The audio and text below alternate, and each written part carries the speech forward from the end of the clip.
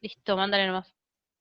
Bueno, vamos a tratar de meterle mecha si pueden ir a estudiar. Así que hoy nos toca igual un tema re picante, o sea, la verdad que les toque justo rendir en esta semana, pero bueno, por lo menos vamos a agradar la clase y vamos a dar lo mejor que tenemos.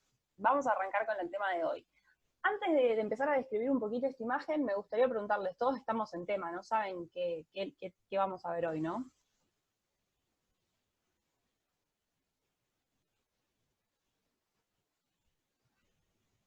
Hola. Bien, bien. Tejido nervioso, tejido y sistema nervioso, perfecto. Bien, estamos en tema. Bueno, bárbaro, vamos a arrancar entonces. Yo les traigo esta imagen y lo que me interesaría es que me digan qué es lo primero que les llama la atención.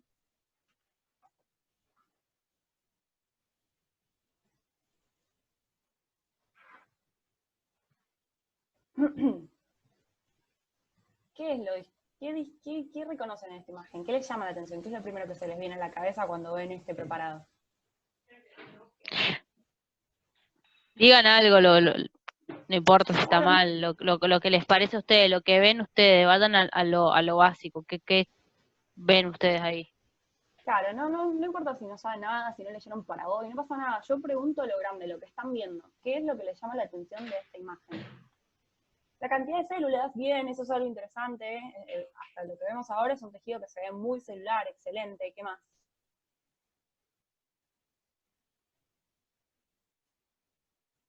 Con respecto a la tinción, ¿qué les parece la tinción de este preparado?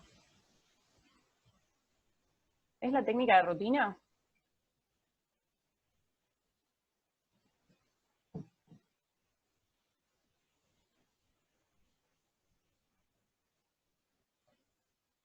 No parece, dice Carmela. ¿El resto? ¿Qué opina? Vamos, anímense a opinar. No estoy pidiendo nada que tengan que haber estudiado antes. Una opinión. ¿Qué ven?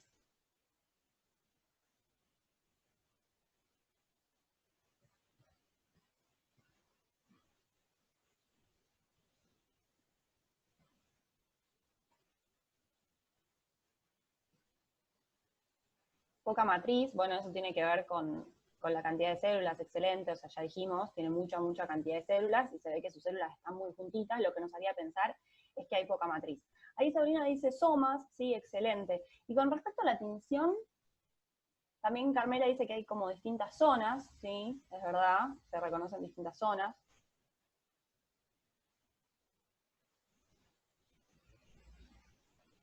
¿Cuál es la tinción predominante en este preparado?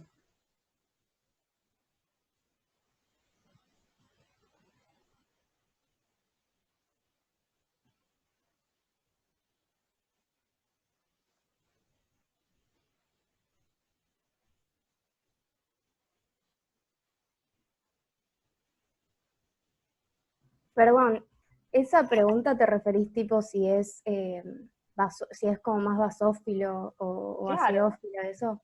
Ah, claro, es basófilo. es basófilo, es muy basófilo. ¿Y acidofilia, ven? ¿Ven alguna zona de este preparado que se vea acidófila? Creo que no. No, no, excelente. Eso es lo primero que tenía que llamarles la atención de este preparado. Fíjense que no hay acidofilia. Todo lo que veo es basófilo, en mayor o menor intensidad, o sea, zonas más basófilas, zonas menos basófilas, más o menos tinción, zonas negativas. Todo eso puede ser, pero lo que yo estoy viendo en su totalidad es basofilia. Esto me habla de que lo que estoy viendo es un preparado que tiene una técnica distinta, que no es la técnica de rutina, que de hecho tiene una técnica que es la técnica de basofilia. ¿Sí? ¿Alguno sabe también cómo se llama esta técnica? Además de técnica de basofilia, ¿no?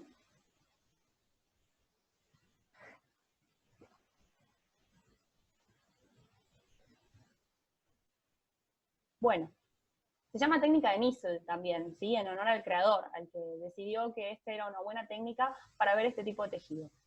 Entonces, lo que estamos viendo es, como ustedes dijeron, es un preparado que está tenido con técnica de basofilia. Ahora después vamos a ver por qué elegimos la técnica de basofilia, pero para empezar ya se pueden dar cuenta que lo que vemos es una gran cantidad de basofilia, o sea que es lógico que para este tejido que se ve muy basófilo me sirva una técnica de basofilia. Por otro lado, me dijeron muy bien que es un tejido que es muy celular, ¿sí? Es extremadamente celular y la matriz extracelular es muy escasa, ¿sí? Casi no, No se habla de matriz extracelular, excepto algún que otro concepto que en un ratito mencionamos, pero tengan en mente esto, es un tejido hipermegacelular, ¿sí? Y lo que vamos a ver es que hay una cierta organización de sus células, ¿sí? Hay algunas células que son las que, digamos, hay dos grandes grupos de células que van a formar este tejido. Y la más importante, por lo menos para poder hacer el diagnóstico de este tejido, es esta que les traigo acá.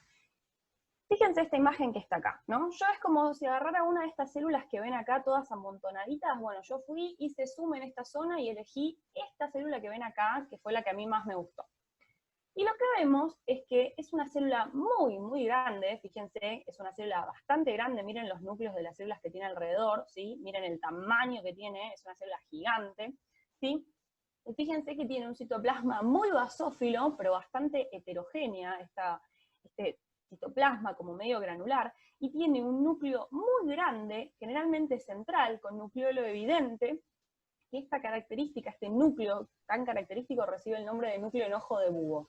Cuando ustedes ven todas estas características, ¿no? Célula grande, basófila, de citoplasma heterogéneo, con núcleo central en ojo de búho, cromatina laxa, nucleolo evidente, ¿qué célula piensan que es?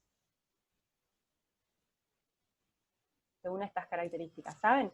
Bien, ahí Jasmine nos pone neurona. Excelente, esto es una neurona. Y si yo veo una neurona, ¿no? Si yo hago el diagnóstico de esta célula que es una neurona, ¿qué tejido estoy viendo?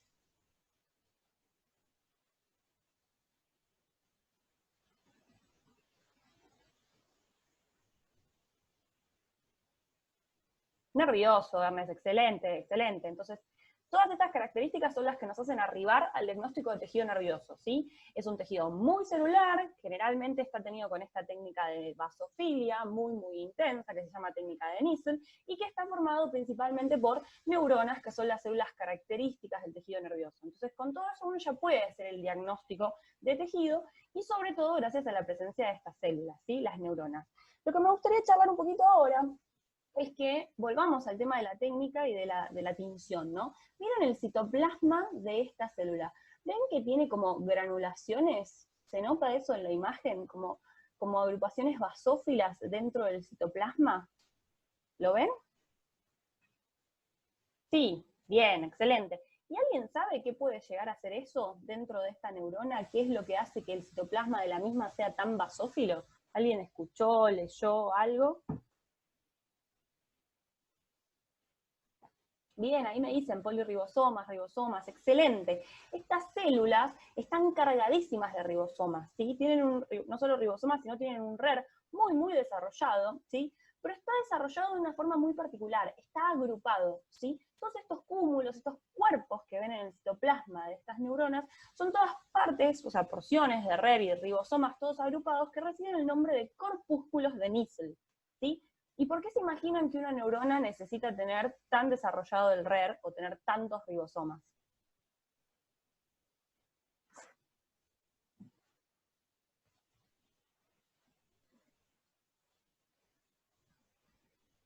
Por la síntesis proteica, excelente, por supuesto, van a sintetizar muchas proteínas, y esas proteínas que sintetizan las neuronas, ¿para qué sirven? ¿Alguien sabe qué son?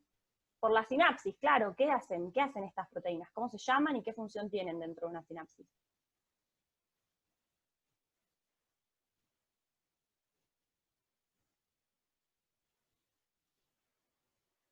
Neurotransmisores, excelente, perfecto. Las neuronas tienen estos corpúsculos de Nissl porque necesitan un RER muy desarrollado para la síntesis de neurotransmisores que van a ser los efectores en medio de una sinapsis.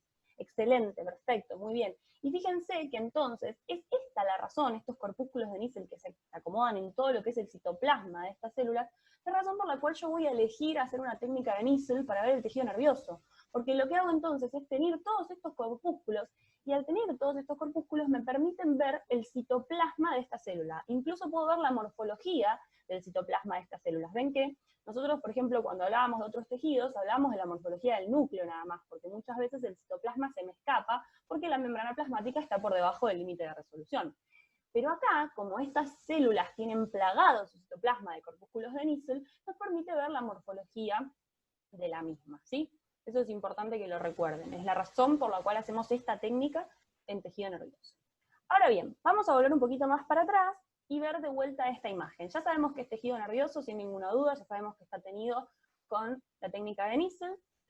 Recuerden repasar qué colorantes se utilizan para la técnica de Nissl. Este en particular es violeta de crecilo, pero no es el único, buscan algunos más, porque dato choice, ¿no? Y lo que me gustaría que viéramos ahora en este preparado es la organización de este tejido. ¿Pueden notar que hay un momento en donde este tejido, o este preparado en sí, desde la luz hacia adentro, perdón, desde la periferia hacia adentro, cambia la organización del mismo? ¿Se nota que hay una zona en donde cambia la organización del tejido? ¿Sí o no?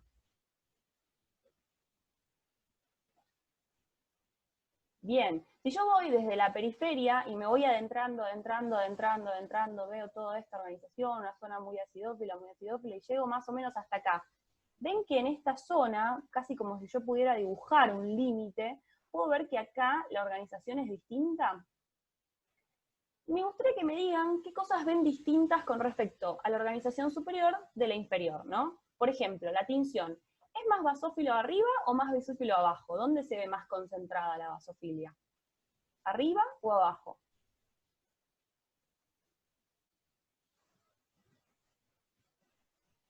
Arriba, excelente. Esta zona se ve mucho más basófila, perfecto.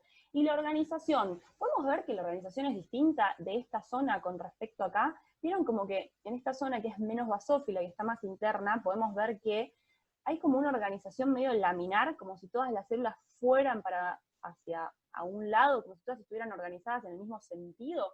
¿Se nota eso? Sí, se nota, excelente, bien. Entonces, dentro del tejido nervioso, ¿qué dos zonas puedo reconocer? ¿Alguien sabe cómo se llama? Porque esto que estamos viendo acá es un patrón característico del tejido nervioso. El tejido nervioso se organiza en dos zonas, o ¿cómo se pueden llamar también? Bien, sustancias, exacto, sustancia blanca y sustancia gris. Entonces, avanzamos un poquito más y vemos en esta imagen que les traigo acá, la que está a la derecha, es un zoom, digamos, una imagen de mayor aumento de la que estábamos viendo recién. Y fíjense que yo acá les delimité justo la zona en donde se ve la transición de la sustancia gris y la sustancia blanca, ¿sí? Ahora vamos a charlar qué diferencias tiene, ¿sí? Pero si tomamos la zona superior, que es esta que está acá, que habíamos dicho que es mucho más basófila, que es mucho más desorganizada y mucho más celular, ¿qué componentes creen que están en la sustancia gris que no están en la blanca? ¿Qué hay en la sustancia gris que la hace ser más basófila y mucho más celular que la sustancia blanca?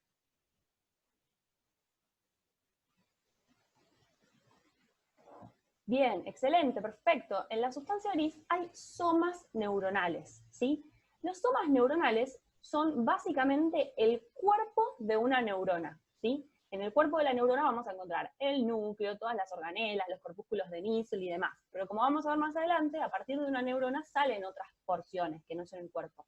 Pero es el cuerpo, ¿sí? La zona central de esta neurona, la que únicamente vamos a poder localizar en la sustancia gris. En la sustancia blanca no va a haber somas neuronales. Y esta es la razón por la que la sustancia blanca generalmente se ve basófila, pero más pálida, ¿sí? Porque toda esta tinción intensamente basófila de los corpúsculos de Nissl no va a estar presente en la sustancia blanca. Bien. ¿Y qué hay en la sustancia gris si no hay somas neuronales? Perdón, ¿qué hay en la sustancia blanca si no hay somas neuronales? Bien, axones, prolongaciones, podríamos decir, excelente. O sea que en la sustancia blanca no es que no hay neuronas, no hay somas neuronales, pero sí nos vamos a encontrar con las prolongaciones que provienen de estas neuronas, ¿sí? Eso es un concepto que está bueno que recuerden. Las neuronas están en todo el tejido nervioso, ¿sí? Solo que el soma únicamente lo encontramos en la sustancia gris, y en la sustancia blanca vamos a tener prolongaciones. Ahora, en la sustancia gris, ¿hay prolongaciones neuronales? ¿Hay axones? Sí, por supuesto, el comienzo de los axones está en la sustancia gris. ¿Y qué otro tipo de prolongaciones va a haber en la sustancia gris? Que no sean axones. Dendritas, excelente, esas también son prolongaciones, que están remeritas, me encanta. Dendritas son también prolongaciones, pero más cortas, que están en la sustancia gris, porque son inmediatamente cercanas al cuerpo o al soma de la neurona. Perfecto. Y entonces, en la sustancia gris, no, está bien, me imaginé que era el proyectivo, Sabrina, pero me causó gracia. Perfecto, entonces, ya establecimos que en la sustancia gris hay somas neuronales y prolongaciones, mientras que en la blanca hay solo prolongaciones neuronales. Ahora, si en la sustancia blanca hay solo prolongaciones neuronales, ¿a quiénes pertenecen todos estos núcleos que vemos acá?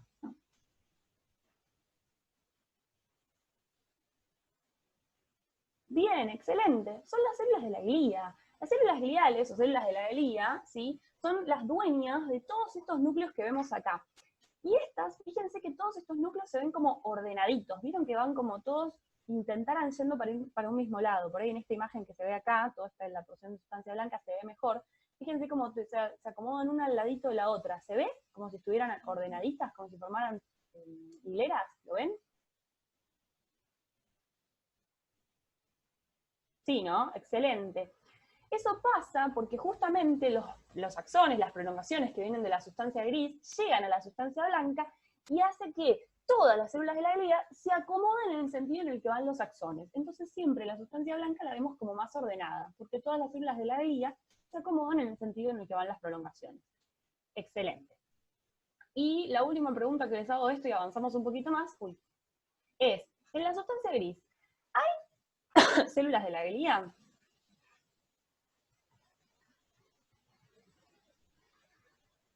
Sí, sí, excelente, perfecto. Obvio que hay células de la glía. Las células de la glía están en todos lados, y las neuronas también. La única diferencia que va a haber entre sustancia gris y sustancia blanca es la presencia del soma, ¿sí? Después, histológicamente, uno habla de las diferencias de tinciones, de las diferencias de organización, por supuesto, pero cuando uno habla de componentes de cada sustancia, la única diferencia es que en la gris hay somas y en la blanca no.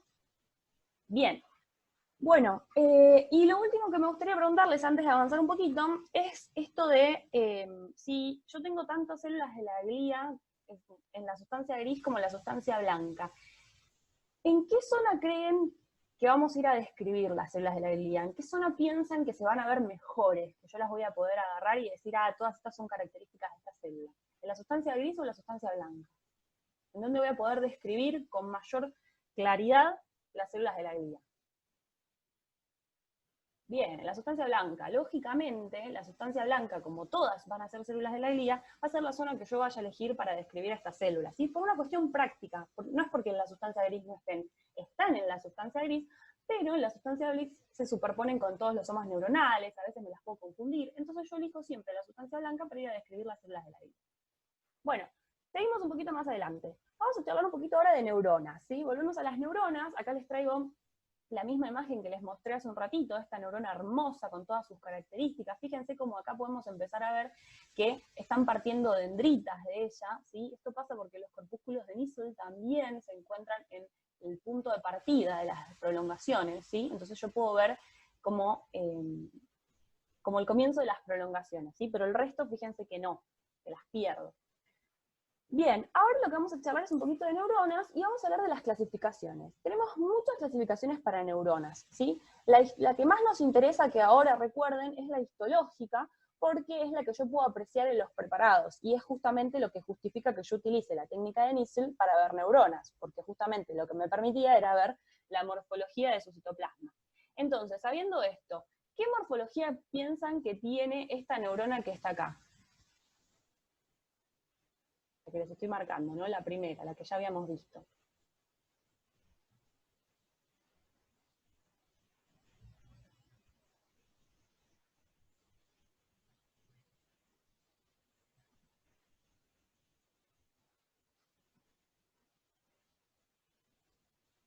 ¿Qué les parece?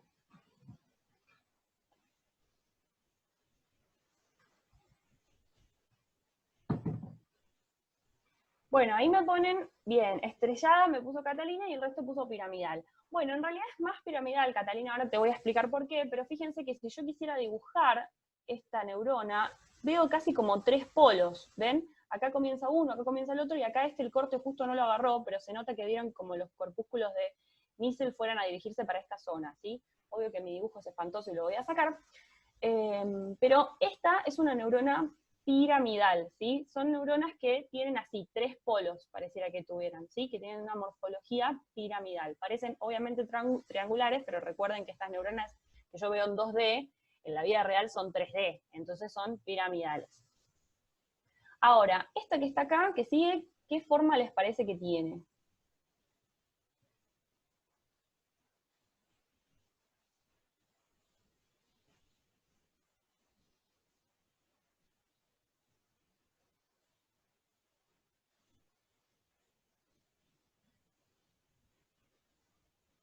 Bien, ahí Carmela nos pone piriforme, excelente. Esta neurona se llama neurona piriforme porque tiene forma de pera, se dice. La verdad que, bueno, la forma de pera se las debo, cada uno ve lo que quiere, pero sería más o menos algo así, yo siempre le vi forma de como de gota, pero bueno, recibió el nombre de piriforme porque tiene como forma de pera. Se nota, ¿no? La diferencia entre esta y esta, ¿no? Se ve que esta es bien piramidal y esta es piriforme, forma de pera, de gota para mí. Bueno, bien, y esta que sigue acá, esta, ¿qué les parece? 1, 2, 3, 4. Bien, esta sí, sin ninguna duda, es la neurona estrellada. Fíjense que acá al menos tiene 4 prolongaciones. Por ahí tendría más si yo pudiera haber agarrado todos los cortes. Pero tiene varias prolongaciones, ¿sí? Eso hace que sea una neurona estrellada. Excelente. Bien, ¿y esta que está acá? Fusiforme, muy bien, exacto, ¿sí? Es como ausada hacia los bordes. Tiene 2 polos y esos polos son ausados. Esa es la forma fusiforme. Bien, y esta, la última de todas, la más rara en realidad, la menos abundante de todas, ¿qué se imaginan que es? Esta yo no sé si el Brusco la describe, ahora no me acuerdo. Pero bueno, ¿qué forma tiene? Bien, esférica, excelente. Esta es la neurona esférica. Esta es, no es una neurona que a veces entra en las clasificaciones porque muchos autores la consideran como que la neurona esférica o la neurona estrellada son las mismas, pero en realidad son 2 distintos tipos de neuronas, porque lo que se vio es que estas neuronas esféricas no tienen la cantidad de dendritas que tienen las estrelladas, no forman esta morfología tan característica de las estrelladas, ¿sí? Después en un ratito les voy a contar por qué. Pero bueno, bien, entonces seguimos un poquito más adelante. Todos estos son los tipos de neuronas según su morfología. Recuerden que no es la única clasificación de neuronas que tenemos, también tenemos otra clasificación que separa las neuronas en 2 grupos, en aquellas que tienen un axón largo, ¿sí? Que se llaman neuronas de Golgi tipo 1, y aquellas que tienen un axón corto, que se llaman neuronas de Golgi tipo 2, ¿sí? Y esto tiene que ver con qué tan largo es el axón, y qué tan largo es el axón va a determinar qué función tiene. Las neuronas que tienen un axón largo son neuronas de proyección, y las neuronas que tienen un axón corto son neuronas que se llaman interneuronas, que comunican dentro de la sustancia gris en sí. Y después hay otra, por ejemplo, clasificación de neuronas, que habla de neuronas según el tipo de estímulo que transmitan, en neuronas excitatorias, neuronas inhibitorias o neuronas mixtas, y la última de las clasificaciones es según las prolongaciones de estas neuronas. Podemos tener neuronas que sean multipolares, aquellas que tienen muchas prolongaciones, ¿sí? Monopolares, aquellas que tienen una única prolongación. Pseudomonopolares, que son aquellas que tienen una única prolongación que se divide en 2, o en realidad son 2 prolongaciones que aparentan salir como si fuera una, pero después se dividen en 2, y neuronas bipolares, que tienen 2 prolongaciones, ¿sí? No, nada, esto no se los traje porque me pareció que era como perder un poco de tiempo, pero no se olviden de leerlo, que por ahí puede aparecer en algún choice, las distintas clasificaciones de las neuronas. ¿Alguna duda con respecto a eso?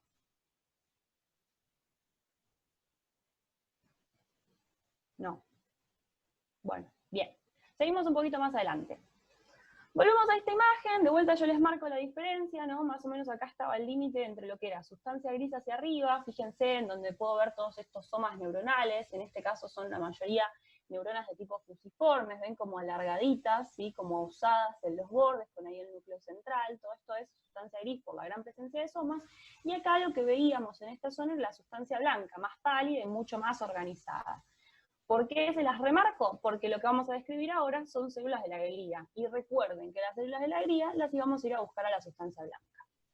Entonces arrancamos. Fíjense estas células que les traigo acá. ¿Cómo dirían que es este núcleo? ¿Qué morfología tiene? ¿Cómo es su cromatina?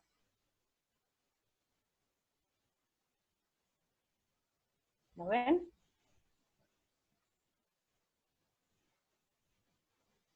¿Qué características tienen estas células? ¿Cómo es ese núcleo? ¿Qué forma tiene?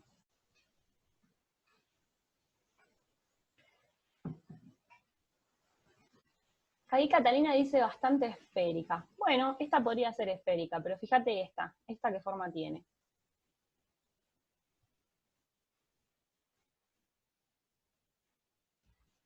Más como ovalada, claro, son más como ovalada. Perfecto, ahí Sabrina dice que tienen cromatina laxa, bien, tienen una cromatina laxa, y ven que tienen como puntitos, es que la cromatina es bastante heterogénea, lo ven, ¿no?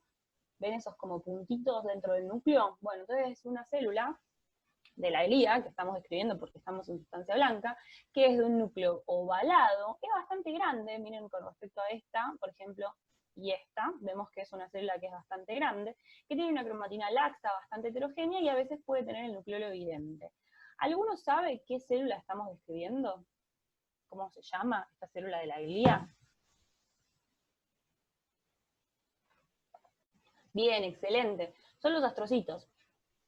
Los astrocitos son bien ovalados, pero ojo que cuando yo los corte de manera transversal puedo verlos así, como más esféricos, ¿sí? Pero los astrocitos son clásicamente, su núcleo en realidad es clásicamente ovalado. La morfología de estas células, ¿alguien sabe cómo es? Pues su núcleo es ovalado, pero el citoplasma, ¿qué forma tiene? ¿Alguien sabe?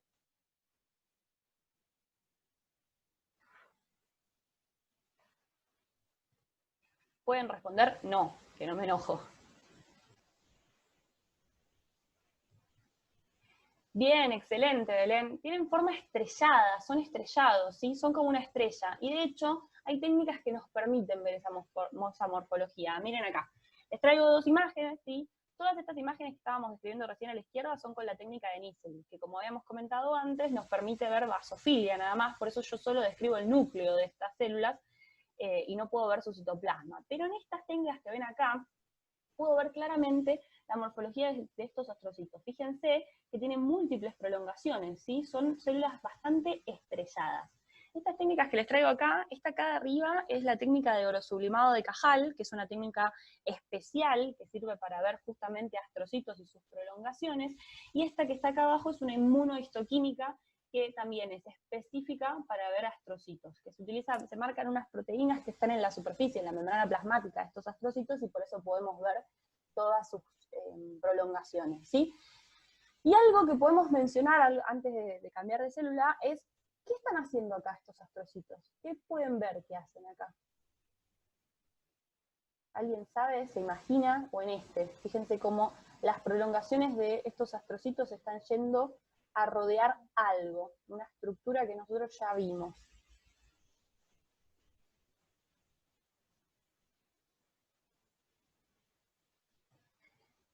Bien, excelente, bien. Ahí Catalina nos pone que están formando la barrera hematoencefálica. Muy bien, excelente. Los astrocitos forman parte de la barrera hematoencefálica.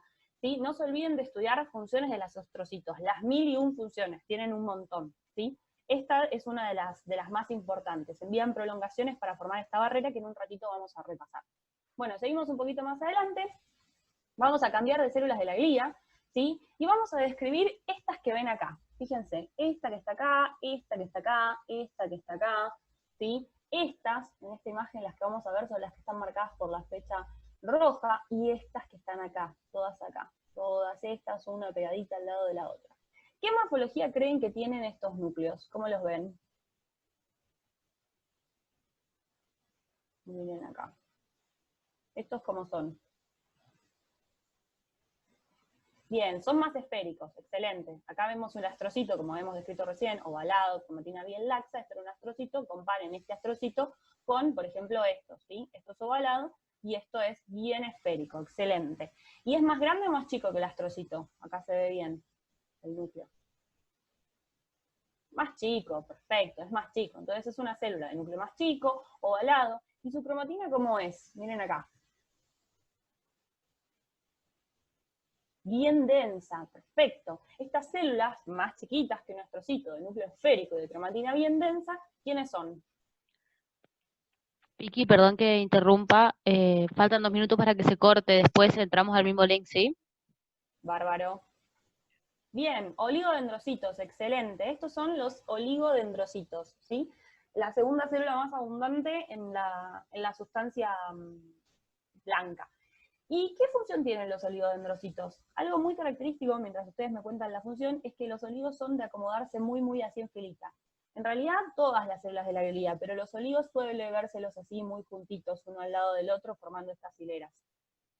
Bien, ahí Jazmín me cuenta que son los que forman la vaina de mielina en el sistema nervioso central. Excelentísima aclaración. Los oligodendrocitos forman la vaina de mielina, pero solamente dentro del sistema nervioso central.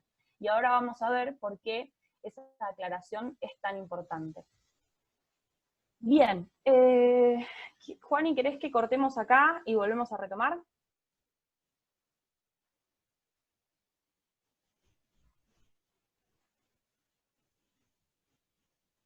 Juana. Bueno, por ahí justo se fue. Bueno, seguimos un poquito más. No, se nos va a cortar justo, menos de 1 minuto. Bueno, chicos, ahora nos encontramos en el próximo Zoom, ¿sí?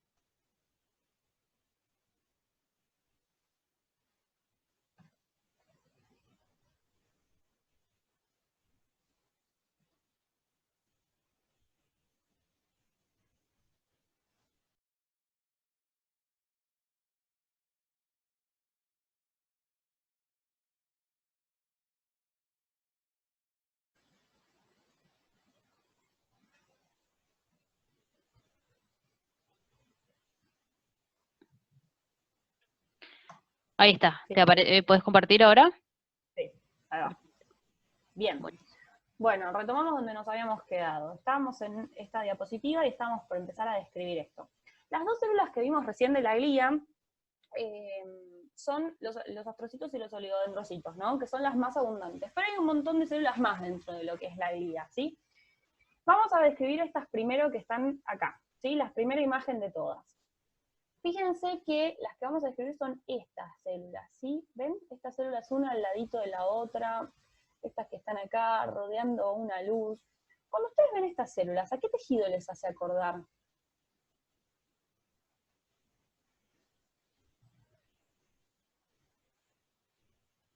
Ustedes ven estas células acá, rodeando la luz, muy juntitas una con la otra, íntimamente relacionadas. ¿A qué tejido les hace pensar? Un epitelio, excelente. Parecen epiteliales, ¿sí? Exacto. Estas células son muy parecidas a un epitelio, pero les spoileo el final, no son epitelio. Son células que están originadas de tejido nervioso, así que forman parte de tejido nervioso.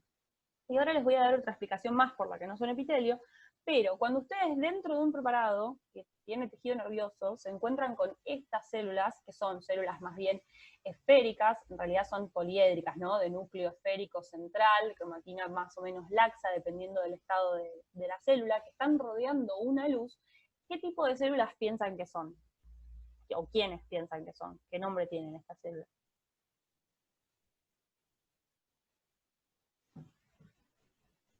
¿Alguien sabe?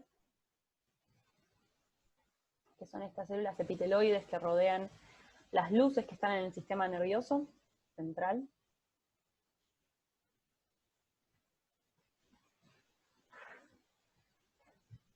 ¿No? ¿Nadie? No, la microglia no es. Ahora vamos a charlar de eso, pero no son microglia. ¿Conocen alguna otras células que formen parte de la glía del sistema nervioso central? Bien, ependimocitos, excelente. Son células ependimarias o también conocidas como ependimocitos. Estas células que parecen un epitelio, que de hecho reciben el nombre de células epiteloides, son las que van a rodear las cavidades que se encuentran dentro del sistema nervioso central, es decir, los ventrículos y el canal medular, ¿sí? Entonces estas células los rodean, ¿sí? Y van a ser también las encargadas de estar en los plexos coroideos y formar el líquido cefalorraquídeo, así como también estar en las zonas en donde se reabsorbe el mismo, ¿sí? Son todas estas células. Y a pesar de que parecen un epitelio, por las características histológicas que puedan tener, no lo son por dos motivos. Uno, porque se originan de tejido nervioso, ¿sí? Esto quiere decir que vienen del ectodermo neural. Y por otro lado, porque cuando las miramos en una microscopía electrónica, estas células no tienen membrana basal. Y no existe en este mundo un epitelio que no tenga membrana basal. Si no la tienen, no es epitelio. Entonces esas son dos justificaciones para poder decir que estas células no son epitelio cuando las estén viendo, ¿no? Bien, seguimos un poquito más adelante y vamos a ver estas células. Las fotos son medio feas porque las saqué de la guía porque no encontraba, o sea, fíjense que a veces son difíciles de encontrar estas celulitas, que fíjense que son como células más o menos alargadas, ¿sí?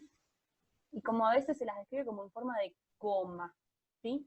Estas, ¿a quiénes les parece que son? ¿A quiénes pertenecen dentro de lo que es el sistema nervioso central? Bien, ahora sí, la microglía, excelente. Estos son los microgliocitos, ¿sí? Que son estas células más o menos alargadas, en forma de coma, que se encuentran, son muy poco abundantes, pero que se encuentran en la sustancia blanca, en todo el sistema nervioso central. ¿Y qué función tienen los microgliocitos? ¿Alguien sabe?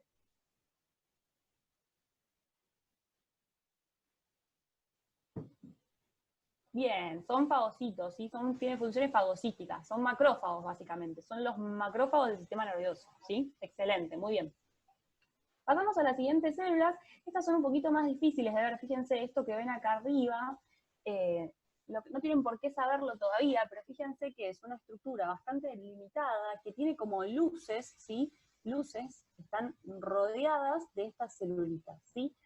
No tienen por qué saberlo, pero no son unas células que son muy fáciles de marcar, ¿sí? Fíjense que este es un preparado tenido con HIE, y el que tenemos acá abajo es un preparado que está tenido con una técnica especial que se llama tetróxido de osmio, ¿sí? Y fíjense que este preparado esta técnica no es para ver células, pero en la periferia de estos rebordes que vemos acá, hay como unas condensaciones que son justamente los núcleos de estas células. La verdad que no encontré una mejor imagen, así que el diagnóstico se las voy a dar yo. Son las células de Schwann. ¿Alguien sabe qué función tienen las células de Schwann?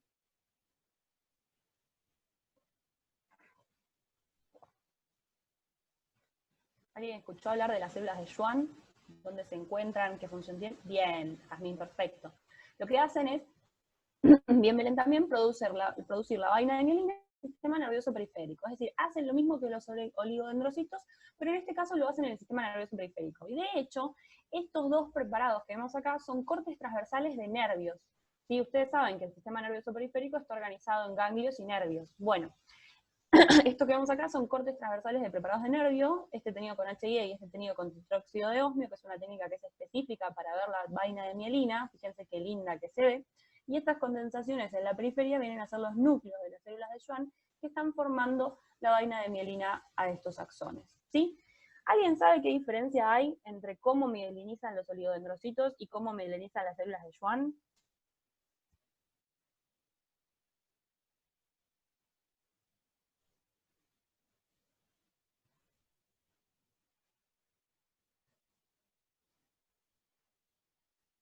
¿No? Bueno. ¿Alguien? ¿Sí? Espero un poquito porque por ahí se están escribiendo mucho. A ver, ahí va. Los oligodendrocitos forman varias vainas a varios axones y las células de Schwann forman parte de la mielina. Las células de Schwann solamente pueden mielinizar un axón a la vez y lo enrollan, los oligodendrocitos no. Bien, perfecto. Es todo lo que están diciendo. Excelente. Los oligodendrocitos emiten varias prolongaciones y forman la vaina de mielina, ¿sí? En distintos axones. Mientras que las células de Schwann lo que hacen es solamente formar una porción de la vaina de mielina de un único axón. O sea, las células de Schwann solo mielinizan un único axón y voy a necesitar varias células de Schwann para mielinizar un axón, mientras que los oligodendrocitos mielinizan a varios axones y en distintas porciones del axón. ¿Sí? Esa es la diferencia fundamental entre ambas células. Y está bueno que la recuerden porque he hecho eso. Bien, y vamos a las últimas células de la glía que nos quedan, ¿sí? Que son estas que están acá. Fíjense, ojo, porque lo que está acá en el medio, ¿qué célula es? Esto que les estoy marcando acá, bien central, una célula enorme, con un núcleo central, periférico, de cromatina laxa, nucleolo evidente, gigantes. ¿Quiénes son estas células que están acá en el centro? ¿Cómo se llaman estas células? ¿Son células de la glía estas?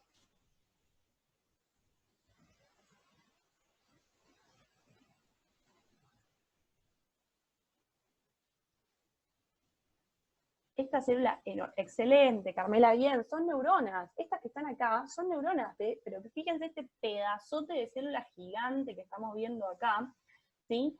Que tiene estas características, el núcleo en ojo de búho, ¿sí? Estos son neuronas. Y los que tenemos que ver acá en realidad son estas celulitas, las que están rodeando las neuronas. Estas celulitas que están acá, rodeando estas neuronas, que les comento, estas neuronas están formando parte de un ganglio, o sea que estamos hablando del sistema nervioso periférico, ¿sí? Cumplen las mismas funciones que los astrocitos, pero justamente en el sistema nervioso periférico. ¿Alguien sabe cómo se llaman estas células?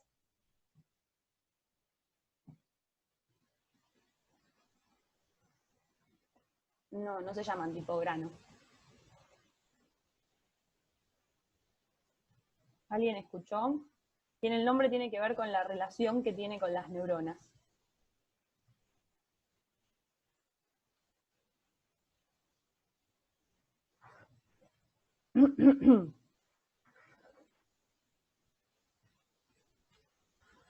Bueno, estas son células que se llaman satélite, ¿sí? Son células que forman parte, son células gliales, perdón, justo ahí Carmela puso que son las células satélites. Sí, excelente, Carmela, estas son las células satélites, son justamente células de la glía, ¿sí? Que se encuentran en el sistema nervioso periférico y cumplen la función de los astrocitos. O sea que, habiendo visto todas las células del sistema, todas las células gliales, lo que podemos notar es que estas se van a clasificar en dos grandes grupos: las células del sistema nervioso central y las células del sistema nervioso periférico.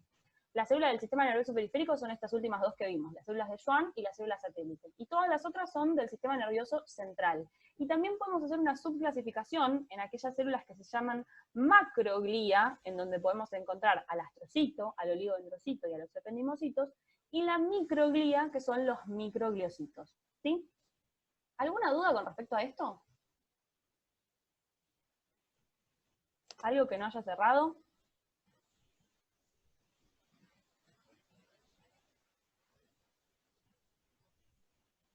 Bien. Bueno, si surgen dudas me las hacen, pero vamos a avanzar un poquito más. Vamos a hacer este choice. ¿Alguien tiene ganas de leerlo? ¿De prender su micrófono y leerlo en voz alta? Por favor.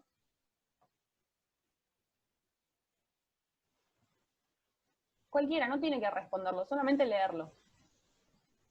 Yo leo. Dale. Gracias, Pamela. Seleccione la opción correcta. Las dendritas son prolongaciones largas, mielinizadas, especializadas en la transmisión de estímulos. B. Los axones son prolongaciones cortas, cercanas al soma, no mielinizadas, especializadas en la captación de estímulos. C. Los corpúsculos de Nissl presentes en el soma neuronal están compuestos por abundante red y mitocondrias. O D. Ninguna de las anteriores es correcta. Bien, o sea, abrimos debate. ¿Qué opinan?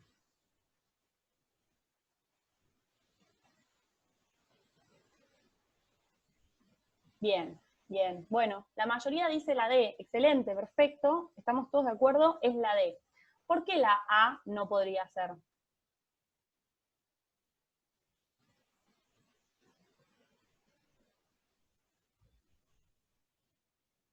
Si quieren pueden prender el micrófono y participar, O sea... Bien, ahí Jazmín nos dice que las dendritas son prolongaciones cortas generalmente. Excelente. ¿Qué más?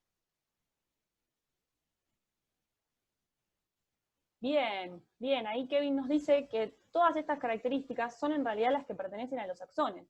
Son los axones los que son largos, que generalmente están mielinizados, ojo acá, no todos, pero generalmente están mielinizados, y son especializados en la transmisión de estímulos. Y entonces la B, ¿a quién corresponde?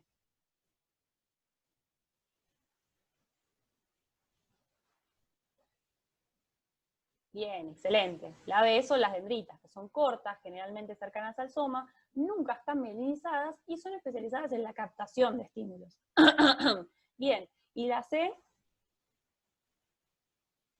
¿Por qué no es correcta? Porque los corpúsculos de Nissl no eran los ribosomas libres. Bien, excelente. Son cúmulos de retículo endoplasmático rugoso y ribosomas libres también. Exacto, muy bien.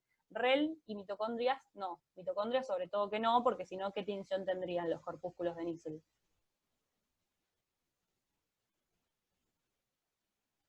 Si los corpúsculos de Nissl estuvieran formados por mitocondrias, ¿qué tinción tendrían entonces el citoplasma de la célula de las neuronas?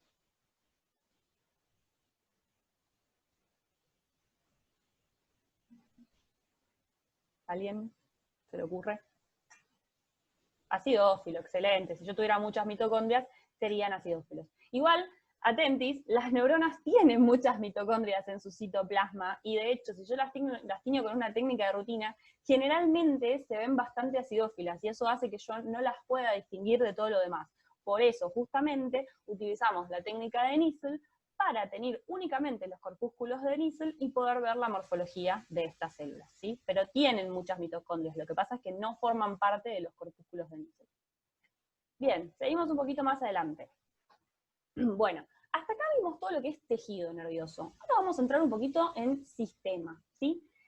Recuerden estudiar la clasificación del sistema nervioso. Yo no se las traje porque me parece que es algo muy teórico, pero no dejen de estudiar, ¿sí? Recuerden esto de que el sistema nervioso está clasificado de dos maneras distintas. Tiene una clasificación que es estructural y una clasificación que es funcional. La clasificación estructural es la que acá en histología por ahí más bola le damos, que es la que separa al sistema nervioso en un sistema nervioso central, que es el que está a lo largo de todo el neuroeje, ¿sí? Todo justamente central en mi organismo, y el sistema nervioso periférico, ¿sí? Dentro del sistema nervioso central tenemos diversos órganos que ahora vamos a ir viendo, y recuerden que el sistema nervioso periférico está formado por ganglios y nervios, ¿sí? Eso es lo más grande que tienen que saber. Y después recuerden que la clasificación del sistema nervioso, que está basada en un criterio funcional, habla de un sistema nervioso somático, o de la vía de la relación, y un sistema nervioso autónomo, ¿sí? Dentro del autónomo, a su vez, hay una subdivisión en sistema nervioso autónomo simpático y sistema nervioso autónomo parasimpático, ¿sí? No olviden estudiar esto, porque es bastante importante y sirve para entender algunas cosas, ¿sí? Pero bueno, volvamos a los conceptos histológicos. Fíjense lo que les traigo acá. Les presento este órgano que vamos a empezar a describir ahora. Bien, fíjense que cuando uno va a describir un órgano, generalmente, como hicimos la clase pasada, uno distingue primero a los órganos en órganos huecos u órganos macizos. ¿Qué les parece este órgano? ¿Tiene una gran luz central?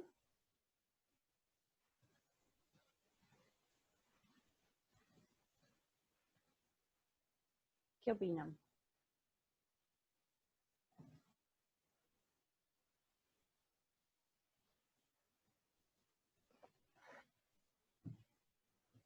¿Alguien más tiene alguna opinión? Carmela dice que no, Sabrina dice que sí, ¿el resto?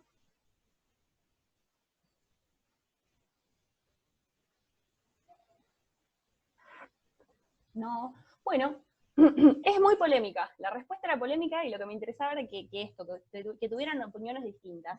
La realidad es que ustedes saben que estamos viendo sistema nervioso. Y en el sistema nervioso, y particularmente en el sistema nervioso central, en realidad todos sus órganos tienen luces en su interior. Lo que pasa es que estas luces no son tan amplias como para ir para catalogar a estos órganos como órganos huecos, ¿sí? Entonces, por generalidad, hablamos de órganos macizos.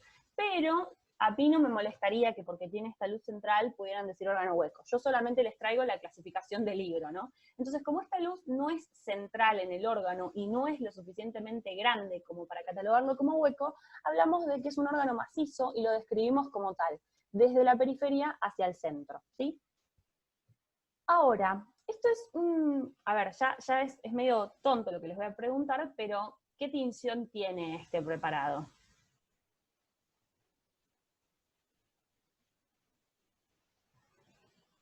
Basófila, sí, y particularmente es la técnica de basofilia, la técnica de Nissl, o sea, lo único que veo es basofilia. Ya cuando veo un órgano que tiene una tinción basófila, yo lo primero que ya pienso es que estoy viendo el sistema nervioso. No usamos la técnica de basofilia para ningún otro tipo de órgano. Entonces ya está.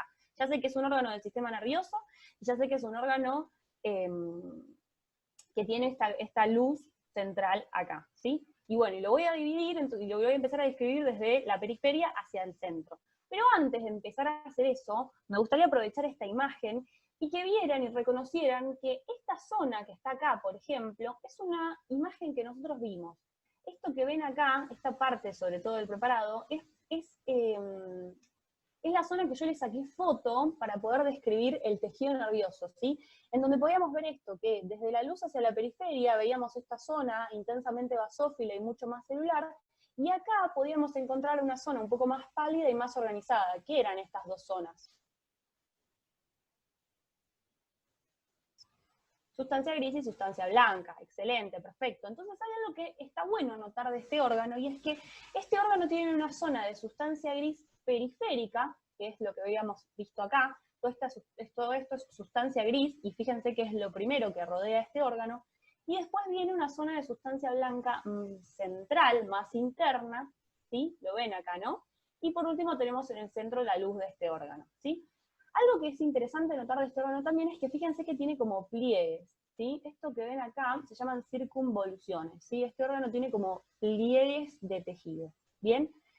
Y por último, me gustaría que noten que hay algo interesante que pasa en este órgano. Cuando yo vengo desde la periferia veo una zona de sustancia gris periférica, una zona de sustancia blanca interna, una luz central, pero fíjense que en el centro de este órgano me vuelvo a encontrar esto.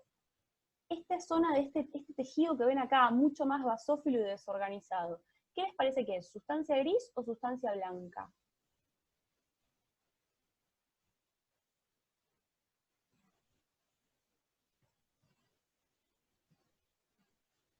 Gris, excelente, sin ninguna duda, esto es sustancia gris, bien basófila, bien desorganizada. O sea que de vuelta, en una zona más interna de este preparado, porque yo no lo veo completo, pero les cuento, esto es interno, volvemos a encontrarnos con sustancia gris, ¿sí?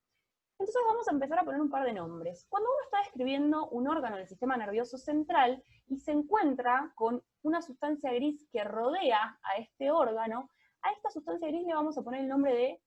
Uy, me fui... Ah, perdón, acá yo les había puesto una ampliación para que pudiéramos reconocer de vuelta las diferencias de sustancia gris, que es lo que está acá, y sustancia blanca, que es lo que está acá. Me había olvidado. Pero bueno, les repito, cuando uno encuentra una masa de sustancia gris que se encuentra periférica, ¿no? en este órgano del sistema nervioso central que rodea a todo este órgano, le vamos a poner el nombre de corteza. Corteza es la sustancia gris que reviste o que puedo encontrar externa en los órganos del sistema nervioso central. Y la sustancia gris que yo encuentro de manera acumulada, ¿sí? Que fíjense que parece que yo pudiera delimitar esta masa de sustancia gris que se encuentra central en este órgano, recibe el nombre de núcleo o también ganglio. Esto es una diferencia interesante que recuerden. Cuando en el sistema nervioso central, en un órgano del sistema nervioso central, encontramos la sustancia gris periférica, le ponemos nombre de corteza, y cuando la encontramos central, le ponemos nombre de núcleo, ¿sí? Fíjense que puedo encontrar ambas organizaciones dentro de un mismo órgano. Por último les marco, esta era la zona en donde estaba la sustancia blanca, y esta luz central ya sabemos que va a ser un ventrículo, ¿sí? Porque estamos describiendo un órgano del sistema nervioso central, ¿sí? Entonces, corteza, sustancia blanca, ventrículo, núcleo, ¿sí? Y noten esto de que la corteza se pliega para formar estas estructuras que reciben el nombre de circunvoluciones. Ahora avanzamos un poquito más, y vamos a ver que la corteza de este órgano, del sistema nervioso central, está organizada en capas, ¿sí? Ahí Yasmín me pregunta qué es esa basofilia pálida bien en la periferia, esto que vemos acá. Ahora te voy a contar qué es, no te preocupes. Antes de eso me gustaría arribar al diagnóstico de este órgano. Esto es la periferia del órgano, ¿sí? Y esto es justamente toda la corteza, ¿sí? Toda la capa de sustancia gris más periférica, y por debajo la sustancia blanca, ¿sí?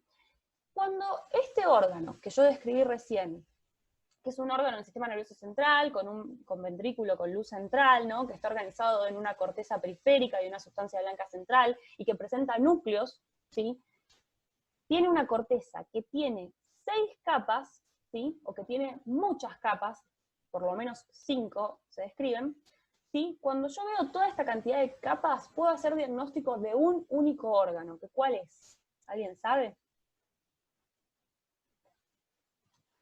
El encéfalo, sí, o el cerebro. Excelente. Ya está. No necesito saber más para poder hacer el diagnóstico de que esto es el cerebro, ¿sí? Recordemos, órgano del sistema nervioso central, que me doy cuenta porque obviamente está formado por tejido nervioso y porque obviamente va a estar tenido con la técnica de Nissl, ¿sí? Que tiene corteza periférica, sustancia blanca central, ventrículos y núcleos centrales. Con todo eso yo empiezo a pensar que puede ser cerebro, pero lo confirmo cuando veo que la corteza que vi tiene tiene 6 capas, o al menos más de 3, ¿sí?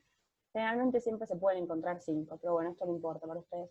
Entonces, cuando veo una corteza que tiene 6 capas, pienso, o no, hago el diagnóstico directamente de cerebro. Lo que vamos a hacer ahora es describir estas 6 capas, ¿sí? Y vamos a empezar por la pregunta que me hizo recién Yasmín, que es, ¿qué es esa basofilia bien pálida en la periferia del encéfalo? Esta capa que está acá es la primera de las capas de la corteza cerebral, y como bien dijo Yasmín, es muy basófila. Es basófila pálida porque es muy poco celular. Toda esta capa que ven acá tiene poca celularidad, ¿sí? Yo acá les hice zoom para que vean, fíjense que la presencia de células es muy poca, que sus células son bastante pequeñas, ¿sí? Pero yo les confirmo que esto, sin ninguna duda, es sustancia gris, primero porque no tiene la organización de la sustancia blanca, ¿sí? Sus células no están ordenaditas de esta manera, ¿sí? Como veíamos en la sustancia blanca. Y segundo, porque varias de estas células que ven acá son neuronas, ¿sí? Son neuronas. Lo que pasa es que son neuronas muy pequeñas, ¿sí? Estas neuronas son, se llaman células de Golgi tipo 2, ¿sí? Son como interneuronas, ¿bien? Y recibe esta capa el nombre de molecular, o también plexiforme. Entonces, la capa 1, o la capa más externa del cerebro, es la banda más pálida que ven acá, tiene interneuronas, y recibe el nombre de capa molecular, ¿sí? ¿Hasta acá esto se entendió?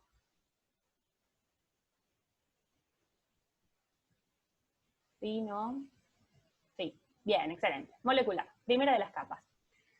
Después seguimos más hacia abajo y nos encontramos una zona que es medio difícil de distinguir. Acá, fíjense que está marcado como capa 2-3, porque son dos capas que están como muy superpuestas entre sí. En realidad esto pasa con todas las capas tienen como una transición poco clara, yo no puedo marcar fácilmente en dónde termina y empieza una capa, pero entre la 2 y la 3 es particularmente más difícil. Pero bueno, básicamente nos vamos a situar en la zona que esté más cerquita de la molecular para ver qué características tiene. Y esa zona es esta que ven acá. Y fíjense que lo que tenemos son distintas neuronas. Fíjense las morfologías, se las voy a dibujar. Acá tenemos esta neurona que tiene una morfología ¿de qué tipo? Ahí Yasmín, perdón, Yasmín, no leí tu pregunta. Me dice que lo mismo que endoneuro. No, no es lo mismo que endoneuro. Ahora en un ratito charlamos de eso. Bien, esta neurona tiene forma piramidal. Y esta esférica, o más bien, ¿cómo? ¿Qué tiene ahí? No se nota mucho, pero estrelladas, ¿sí? Generalmente son estrelladas. Las esféricas son muy poco abundantes, así que si cuando vean una que parece esférica, piensen primero en estrellada. Y esta, y esta, y esta, y esta, y esta, todas esas que parecen estrelladas, excelente, perfecto. Son células que son estrelladas, ¿sí? Reciben el nombre de células granulosas, en realidad, pero su morfología es estrellada, y se encuentran, ¿sí?, en lo que se conoce como la capa granulosa externa, o granular externa, ¿sí? O sea que la razón por la que yo le pongo esta capa granular externa es porque hay un predominio de células granulares o granulosas, que son estas, de morfología estrellada, ¿sí? Estas. Fíjense que son las que predominan.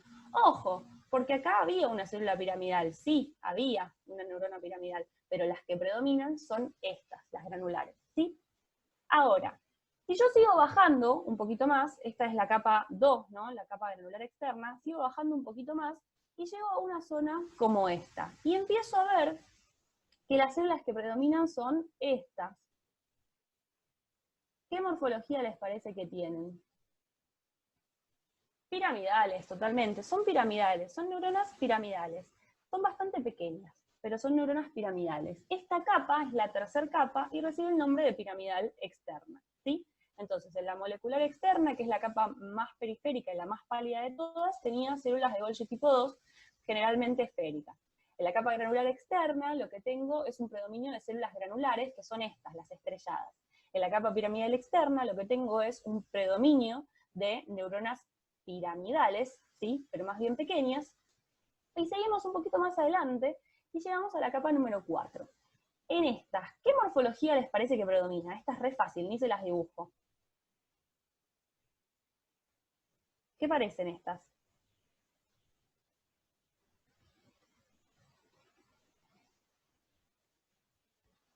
Estrelladas, excelente, estas son estrelladas. Esta capa es entonces la granular interna. Uy, acá les puse externa, perdón, me olvidé de corregirlo, pero acá sepan que es interna. Esperen que lo voy a escribir. Interna. Ahí va.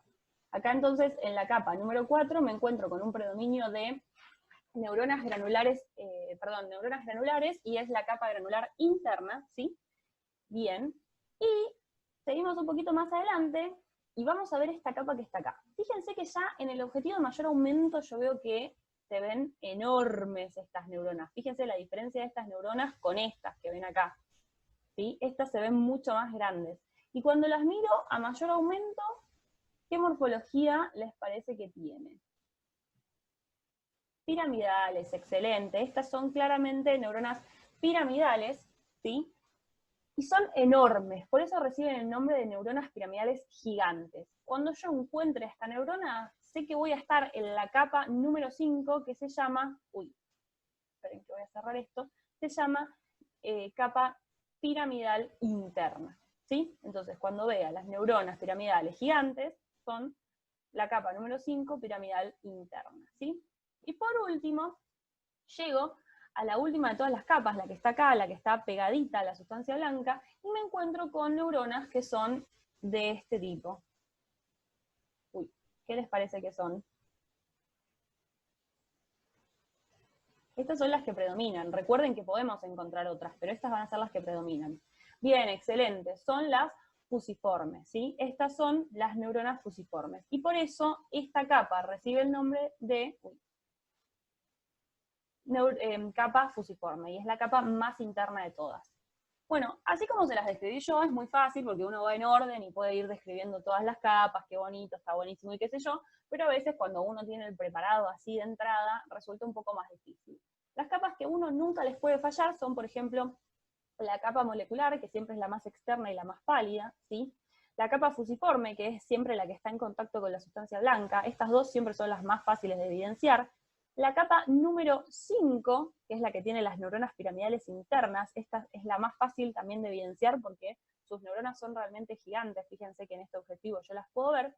Y entre las capas 2, 3 y 4, lo que uno hace es ir a mayor aumento y comprobar el predominio. Por supuesto que las células que estén, digamos, las neuronas que estén más cerca de la capa número 5, bueno, eso me va a marcar la zona de la granular interna, y así sucesivamente, ¿no? La capa que esté más cerca de la molecular va a ser obviamente la granular externa, y así sucesivamente uno puede ir reconociendo capa por capa. ¿Les quedó alguna duda con respecto a esto?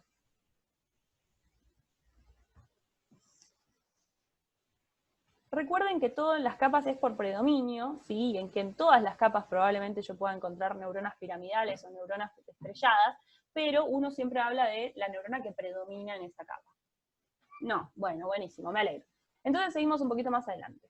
Acá les traigo para que vean, esto es un preparado de cerebro tenido con HIE, que se ve hermoso. Fíjense, acá, esto sería, ¿qué capa?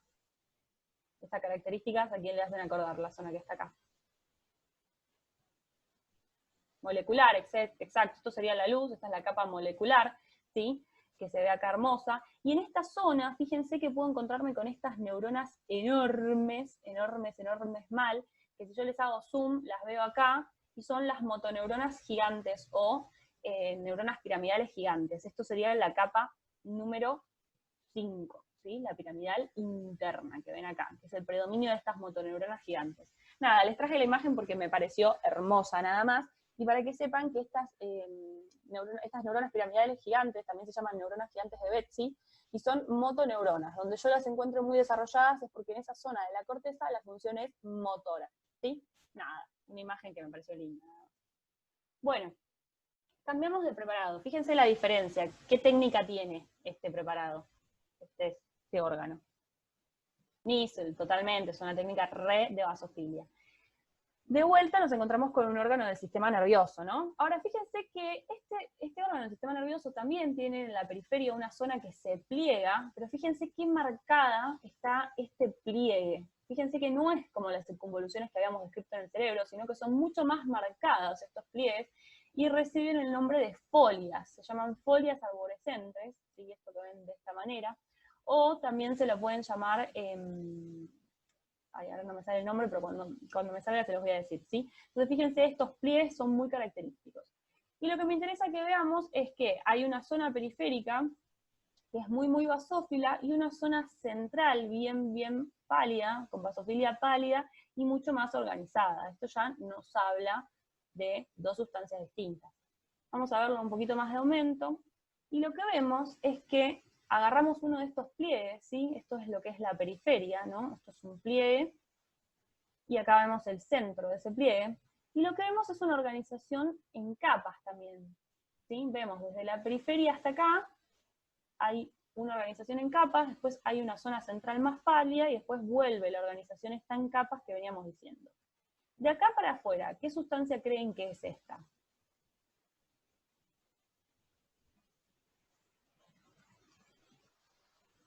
Exacto, es la sustancia gris. Fíjense la gran tinción, la basofilia que tiene y la desorganización. Fíjense que hay una zona que acá es periférica, pero es más pálida, que está muy desorganizada, y que podemos ver dentro de esta sustancia incluso somas neuronales. Miren ahí, una piramidal hermosa. Bueno, no, piramidal o estrellada, no sé, ahora lo vamos a ir a ver a mayor aumento, pero fíjense que hay neuronas en esta zona también. Entonces todo esto es sustancia gris. Y es una sustancia gris que es periférica, entonces ¿qué nombre recibe esto? ¿Cómo se llama esta zona de este órgano? Corteza, excelente. Entonces este es un órgano que también tiene sustancia gris periférica, corteza, ¿sí? Que está plegada y forma estas circunvoluciones, pero mucho más marcadas, tipo folias. Y esto que está acá central, más pálido y con células muy organizadas, ¿qué es?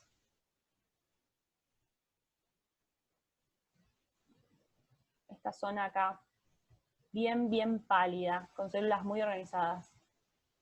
Sustancia blanca, excelente, esto es sustancia blanca, ¿sí? Entonces todo esto es la corteza, sustancia gris, periférica que forma la corteza, y tenemos como un haz de sustancia blanca central, ¿sí?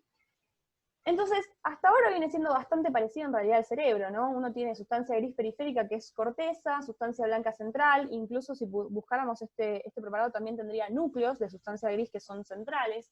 Pero ¿qué es lo que difiere? Si miramos la corteza, ¿qué les parece? ¿Es parecida a la corteza que estábamos describiendo recién?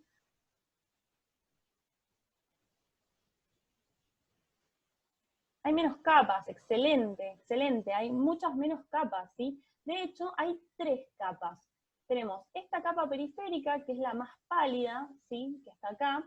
Después tenemos una monocapa, fíjense acá, encontramos estas células gigantes, estas neuronas gigantes, que ahora vamos a ir a ver a mayor aumento, ¿sí? Que vemos acá. Y por último encontramos esta capa, que es la más celular de todas e intensamente tenida, ¿sí? Y ya llegamos a la sustancia blanca. O sea que cuando yo veo un órgano, ¿no? Que es del sistema nervioso central, porque tiene tejido nervioso, porque está tenido con Nisl, que tiene también pliegues, que está organizado en una corteza periférica y una sustancia blanca central, que puede tener núcleos, pero que su corteza tiene clásicamente estas 3 capas, uno va a pensar en qué órgano. Ya lo habían dicho hace un ratito igual. Cerebelo, excelente, esto es cerebelo. Y el cerebelo, o la corteza cerebelosa, como veníamos diciendo, tiene 3 capas. La capa más externa es esta pálida y también recibe el nombre como de capa molecular, que es esto que habíamos descrito antes también en cerebro, ¿sí? Esta capa molecular es bien pálida porque tiene menos celularidad, ¿sí? Y tiene la presencia de dos tipos de neuronas, que son neuronas estrelladas, ¿sí? Y neuronas en cesto. Esas son las dos neuronas que podemos encontrar en esta capa molecular, ¿sí? Sepan que son neuronas, porque por más que uno piensa que porque se ve pálida es sustancia blanca, después cuando chequeamos vemos que estas células son neuronas. Y además, recuerden esto de la organización de la sustancia blanca. La organización siempre es más bien como organizada la sustancia blanca en hileras, en filas, mientras que fíjense que la capa molecular es toda diversa, ¿sí? Sí, neuronas estrelladas y neuronas en cesto se llaman. Esas son las dos neuronas que podemos encontrar en la capa molecular. ¿Sí? Son difíciles de distinguir igual, ojo, de las células de la glía a veces, porque son neuronas muy chiquitas, así que no pasa nada si cuando vamos a mayor aumento no las podemos reconocer. Después, como habíamos dicho,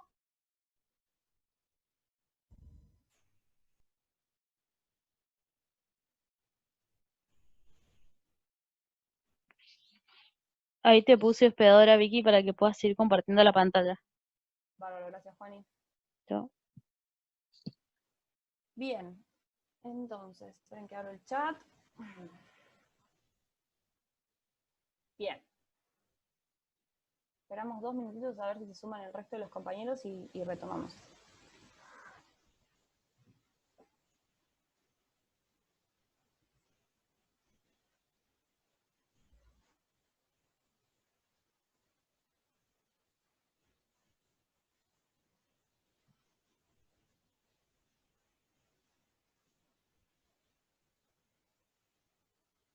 Bueno, ya somos 13, así que retomamos. Estábamos diciendo entonces que esta es la corteza cerebelosa, que teníamos 3 capas, la capa molecular formada por células o neuronas estrelladas y neuronas en cesto. Después tenemos la monocapa, que es esta, la capa de Purkinje. Se llama monocapa porque fíjense que es una capa de una única hilera de células que son estas neuronas que ven acá, ¿sí? Y se llama capa de Purkinje porque estas neuronas reciben el nombre de neuronas de Purkinje. Y cuando las vemos a mayor aumento, vemos que estas neuronas tienen esta morfología. ¿Qué les parece? ¿Qué morfología tienen estas neuronas?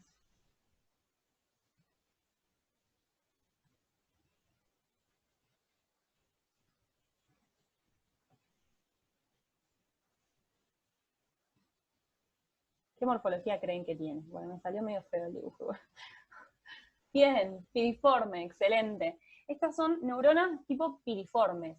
Las neuronas de Purkinje tienen morfología piriforme y de hecho son, siempre que veamos estas neuronas vamos a saber que estamos en cerebelo porque no las vemos en ningún otro lado. Cuando yo veo las neuronas de Purkinje, estas neuronas enormes y forman piriforme, yo ya sé que estoy en cerebelo, ¿sí?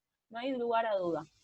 Y por último, decíamos, tenemos la capa granular o granulosa, que es la capa más interna de todas, y que está formado principalmente por estas neuronas que se llaman neuronas tipo grano, neuronas grano, o células grano. Todo lo que sea con grano, está bien, es el nombre.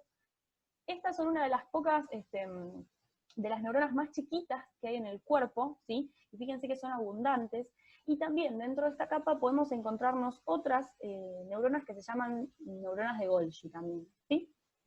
Entonces, capa molecular, capa de Purkinje, capa granular.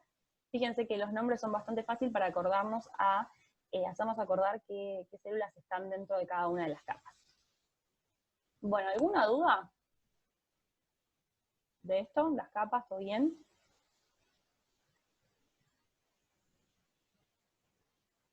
Bueno, seguimos un poquito más. Ah, le había puesto el nombrecito, neurona de Purkinje. Bueno, seguimos un poquito más adelante. Fíjense que los que les traigo acá es también un órgano, bueno, ya es muy fácil de reconocer, se los digo para que empecemos a acelerar un poquito. Esto también es cerebelo, pero tenido con qué técnica. HIE, excelente. Esto es, uy, me fui, perdón. Esto es cerebelo teñido con HIE. Fíjense que se ve hermoso, ¿no? Las pliegues y esta organización de sustancia blanca central y corteza, que es la sustancia gris periférica. Fíjense que qué tinción tiene la sustancia blanca.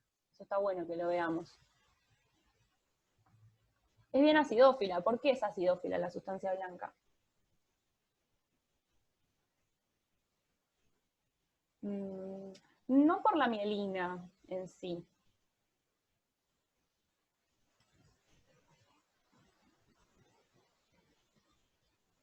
O sea, ¿a qué rodea la mielina?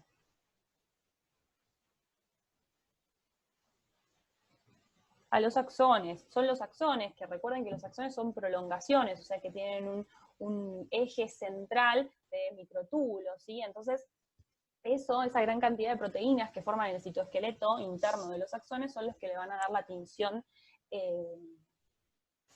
acidófila a la sustancia blanca. La mielina, claro, yo pensé que era blanco por la mielina, dice.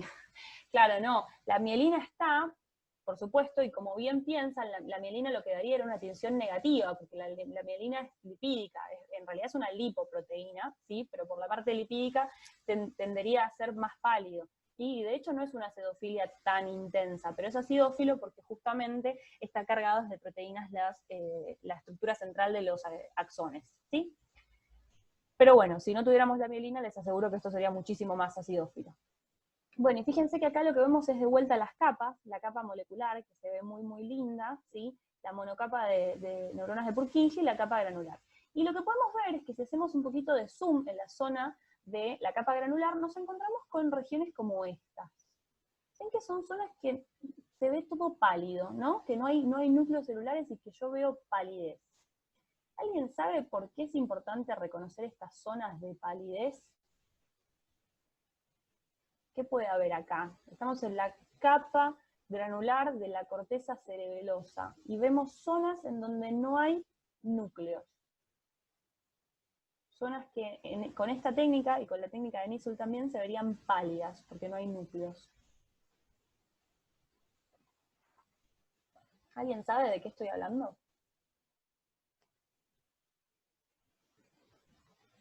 No, la matriz no. Acordate que el tejido nervioso tiene muy escasa matriz extracelular. El neurópilo es lo que generalmente consideramos como matriz extracelular en el tejido nervioso. Son el conjunto de prolongaciones. Cuando uno habla de neurópilo son todas las prolongaciones. Pero no exactamente, no. Esto que yo les estoy preguntando en realidad es algo que es una estructura muy particular del cerebelo y que se encuentra únicamente en la capa granular de la corteza cerebelosa, que se llama glomérulo cerebeloso.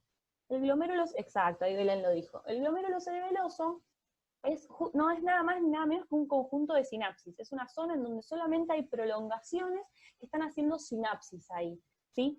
Sepan esto, porque choice, porque es tomado. Es tomado también de manera, cuando tomamos de manera presencial también lo preguntamos. Los glomérulos son conjuntos de sinapsis, por eso yo no veo núcleos, no veo células en esta zona, pues solo hay prolongaciones, por eso se ve pálido, y son básicamente las fibras musgosas, que son una de las aferencias del cerebelo, las dendritas de las células grano que están en esta zona, y también las células de Golgi. Esas tres neuronas son las que, esas tres aferencias, perdón, esas tres prolongaciones son las que están sinapsando en los glomérulos cerebelosos, y es un concepto que está bueno saber.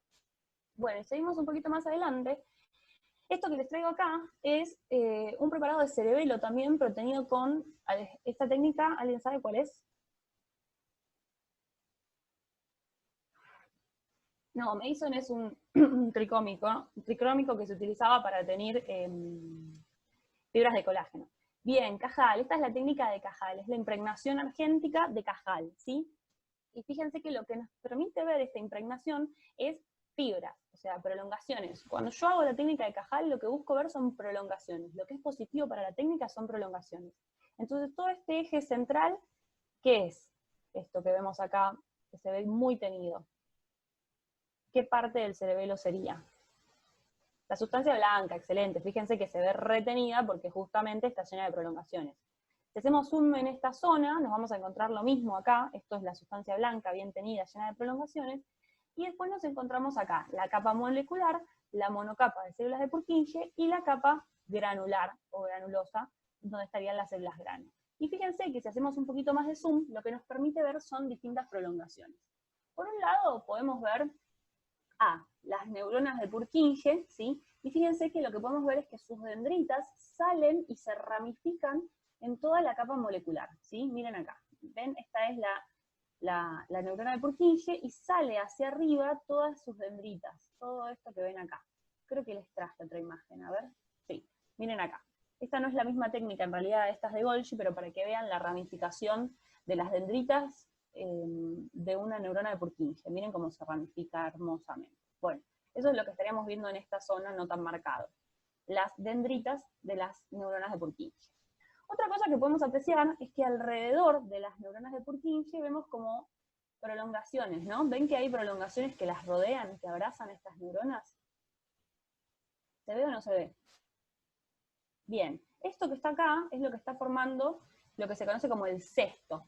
Y de hecho, justamente esto, lo que vemos, está formado por las células en cesto que se encontraban en la capa molecular.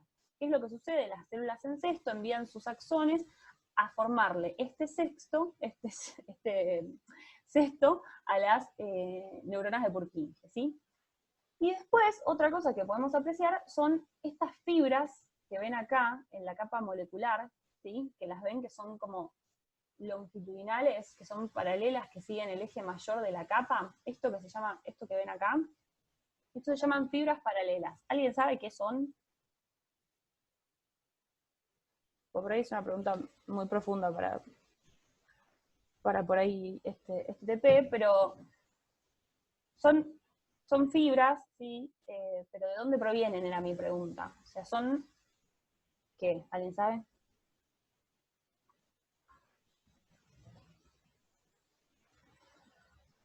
Bueno, no importa, pero básicamente las fibras paralelas son axones de las neuronas grano.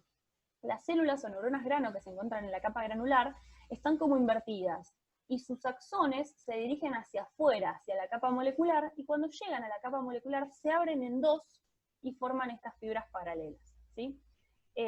Recuerden estudiar como teoría todo lo que son las sinapsis y conexiones dentro del cerebelo, porque suelen aparecer preguntas de eso de manera teórica. Bueno, ¿alguna duda hasta acá? No. Bueno, buenísimo. Seguimos un poquito más adelante, ya falta menos. Ya lo que queda acá adelante es lo más fácil. Bueno, vemos este órgano, en este caso está tenido con una técnica especial, que también es técnica de Cajal, ¿sí? Y miremos esta organización que tiene este órgano, ¿no?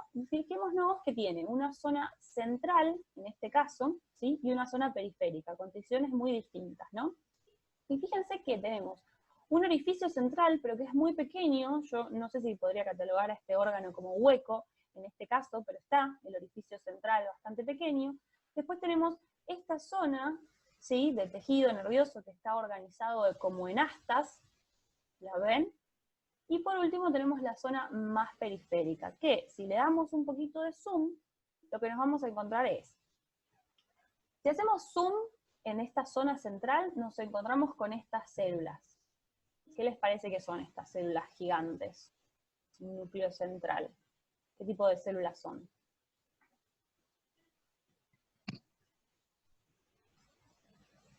Neuronas, excelente, sin ninguna duda. O sea que fíjense que en este órgano, la organización que veníamos describiendo está invertida. Tenemos sustancia gris central, que es esto que vemos acá, y lo que va a estar periférico va a ser la sustancia blanca, ¿sí?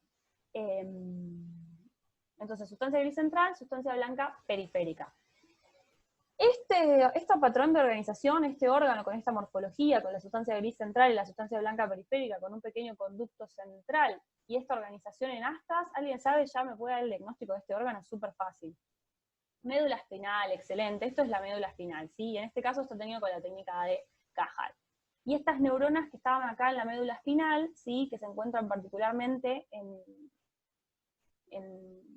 el asta posterior, no me salía, perdón, la palabra, ¿saben quiénes son? ¿Alguien sabe el nombre de estas neuronas? Perdón, dije posterior, ¿no? Anterior, sorry. Son perfecto, son las motoneuronas, las alfa-motoneuronas que se encuentran en el asta anterior de la médula espinal, no sé por qué dije posterior. Entonces, estas motoneuronas o alfa-motoneuronas que se encuentran en el asta anterior de la médula espinal son aquellas que cumplen la función motora. Y este es un concepto que está bueno que aprendan y que les va a servir para nato. Todo lo que es anterior en la médula espinal tiene función motora, y todo lo que es posterior en la médula espinal tiene función sensitiva, ¿sí? Bien. No hay mucho más para decir de médula espinal, lo único que está bueno es que en estos preparados de vuelta, fíjense lo mismo, ¿no? El asta anterior, acá estarían las alfa-motoneuronas, asta posterior, si hacemos un poquito de zoom en lo que es la sustancia blanca periférica, nos encontramos con esto. ¿Qué les parece que son estas estructuras?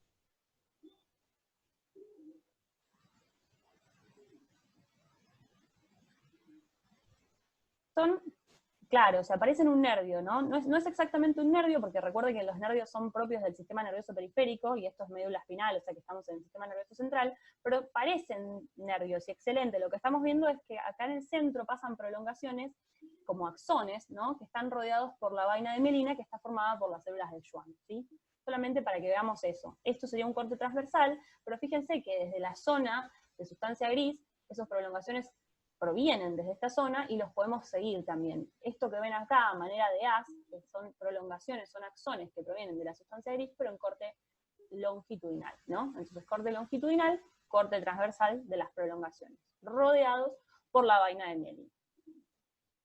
Bien, y acá les traigo dos técnicas especiales, que son la técnica de Weger y la técnica de Kluger-Barrera, que se utilizan también para ver prolongaciones. Fíjense cómo se marca, en este caso esto es la sustancia gris y esto es la sustancia blanca de la médula espinal, y se utilizan para ver esto, para ver las prolongaciones, ¿sí? Estos son las neuronas en este caso. Y la técnica de Kluger-Barrera es lo mismo. Las paso muy por arriba porque esto, nada, es más teórico que otra cosa y son preparados fijos normalmente en la cátedra. Simplemente para que sepan que existan. Bueno, seguimos adelante y aceleramos un poquito. Vamos a ver esto que vemos acá. Fíjense que vemos en realidad vemos tres estructuras, ¿no? Vemos esta estructura que está rodeada por una vaina, ¿no? Como por una cápsula de colágeno, y vemos que son tres iguales. Y vemos esta estructura que está acá, esta que está acá y esta acá, que son las tres iguales, todas rodeadas por este conectivo alrededor, y que vemos que en el centro encontramos como luces, ¿no? Como pequeñas luces que tienen algo central. ¿Qué les parece que es? Es algo que ya vimos, ya describimos. Es muy fácil. Bien, ya está. Esta es re fácil, sale rapidísimo, perfecto. Estos son nervios. A partir de ahora, cuando vean estructuras así en los órganos que vamos a ir viendo, recuerden que entonces son nervios. Lo que estamos viendo son las prolongaciones centrales rodeados por la vaina de mielina. Fíjense que siempre se ven pálidos por esta gran concentración de mielina, que por supuesto es una lipoproteína y entonces no se tiene con la técnica de rutina. Y esto es un corte longitudinal de un nervio, en donde podemos ver que estas son las prolongaciones y están revestidos por esta vaina de mielina. Creo que no me olvido, no, nada más de nervio. Bien, y seguimos un poquito más adelante. Acá fíjense que lo que vamos a ver es un órgano íntegro, ¿no? Un órgano que está íntegramente separado. Eso es algo que parece pavo que se los mencione ahora, pero es importante. ¿Qué tipo de órgano les parece que es? ¿Hueco o macizo? Macizo. Es un órgano macizo, excelente. Cuando me voy hacia la periferia me encuentro que hay una cápsula de tejido conectivo que lo reviste, ¿sí? Y esta cápsula ingresa hacia el interior del órgano, pero no lo divide en nada. Y cuando vamos a mayor aumento vemos que el tejido que predomina en este órgano es este. El tejido que presenta estas células. ¿Qué les parece que es? ¿Qué es esta célula? Y entonces, ¿qué tejido estamos viendo? Son neuronas, perfecto. ¿Y entonces qué tejido es? Muy pava mi pregunta. Es tejido nervioso, excelente. Entonces, cuando yo veo un órgano, ¿sí?, que veo que está rodeado por tejido conectivo, ¿sí?, es un órgano independiente, está rodeado por una cápsula de tejido conectivo, y me voy al centro y me encuentro con tejido nervioso, ya pienso que es un ganglio, ¿sí? Excelente, esto es definitivamente ganglio. Ahora, hay tres tipos de ganglios que tenemos que reconocer, que son el ganglio simpático, el ganglio parasimpático y el ganglio raquídeo, ¿sí? En este caso, fíjense que lo que notamos es que este ganglio no tiene ningún orden en particular, ¿sí? Todas sus neuronas y todas sus prolongaciones están desparramadas de manera asimétrica, fíjense que no tiene ninguna organización, ¿sí? Todas sus células están desparramadas, y algo interesante para ver es que estas neuronas, fíjense que el núcleo no está central, está como tirado al costado, ¿lo ven? El núcleo está como excéntrico, no está en el centro de esta neurona, no está acá, está como tirando para hacia un costado, ¿sí? Esto es algo muy característico de estas neuronas. Bien, entonces, cuando yo hago el diagnóstico de ganglio y veo que es un ganglio solito, ¿no? Que es un órgano aparte, íntegramente rodeado por su cápsula de tejido conectivo, que veo que no tiene ninguna organización en particular, todas sus neuronas y sus prolongaciones están dispuestas azarosamente, y que sus neuronas tienen un núcleo excéntrico, hago diagnóstico de ganglio simpático, ¿sí? Recuerden esto, ahora en un ratito hacemos la integración de ganglios, pero estas son las características de un ganglio simpático. Ahora, miren acá. Esto que les traigo acá es un preparado de páncreas, no importa, no tienen por qué saberlo, pero para que tengan noción de que todo esto que vemos acá es otro órgano.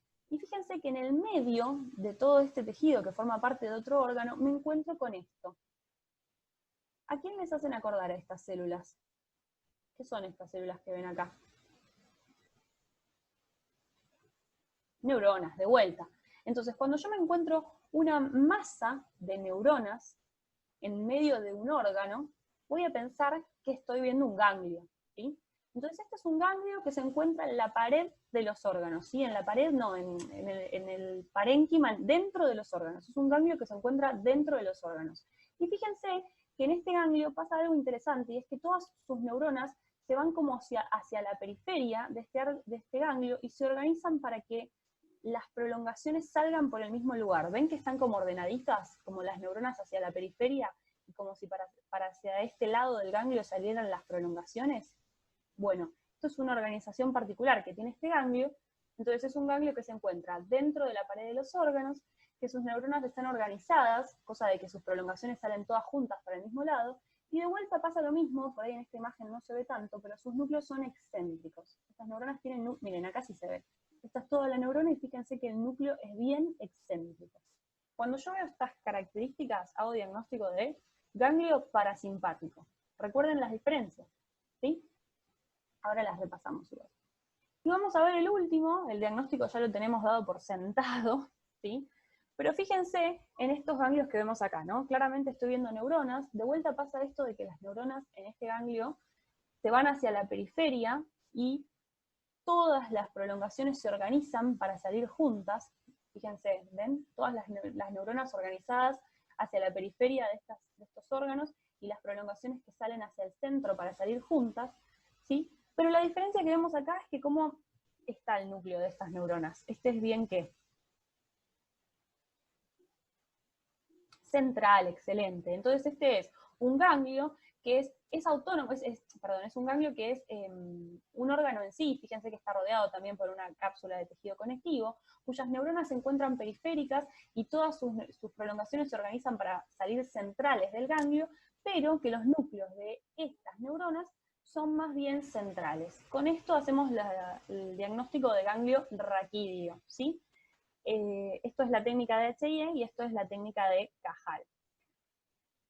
Nada, acá les dejo un cuadrito, si quieren sáquenle una foto, una captura de pantalla, o después pueden volver a ver la clase cuando esté la grabación, con las diferencias de ganglio simpático, parasimpático y raquídeo, pero es básicamente lo que estuvimos describiendo. Recuerden esto, que los ganglios simpáticos, ¿sí? Son, bueno, están en la cadena simpática, esto quiere decir que son entidades separadas, ¿no? Y que tienen neuronas que tienen núcleo excéntrico, y que son una distribución homogénea, ¿no? Que todas las células se mezclan entre las prolongaciones. En cambio, el parasimpático está asociado a los órganos, está dentro de los órganos, ¿no? Tiene neuronas que son de núcleo excéntrico, pero los núcleos se encuentran como en la periferia y las fibras centrales con las células satélite. Y el raquídeo es también un ganglio que es el que se conoce como GARD, el ganglio anexo a la raíz dorsal de la médula espinal, o sea que es una entidad aparte, separada, ¿sí? Que tiene neuronas de núcleo central y que se localizan en la periferia para que las fibras salgan de manera central. ¿Sí? ¿Quedó claro? ¿Tienen alguna duda con respecto a esto? ¿Algo que no haya cerrado? ¿Alguna pregunta?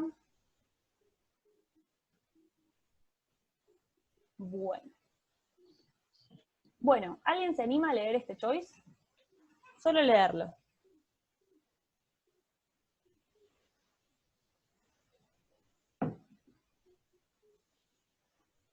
Dale, yo lo leo. Dale, gracias. Dice, ¿cómo está compuesta la barrera hematoencefálica de la luz hacia la periferia? A, células endoteliales, engrosamiento de su membrana basal y pies perivasculares de los astrocitos. B. Pies perivasculares de los astrocitos, engrosamiento de su membrana basal y endotelio. C. Células endoteliales, engrosamiento de su membrana basal y pies perivasculares de oligodendrocitos. D. Endotelio y astrocitos, quienes abrazan con todo su cuerpo el capilar. Bien, ¿qué opinan? ¿Alguien sabe algo de esto? Pueden ser honestos y decir, no, la verdad no tengo ni idea, si no estoy media hora esperando, pero estaría bueno si alguien sabe. Bien. Bien, acá Yasmín dice la A, Catalina dice la A. ¿El resto qué opina? No tengo idea.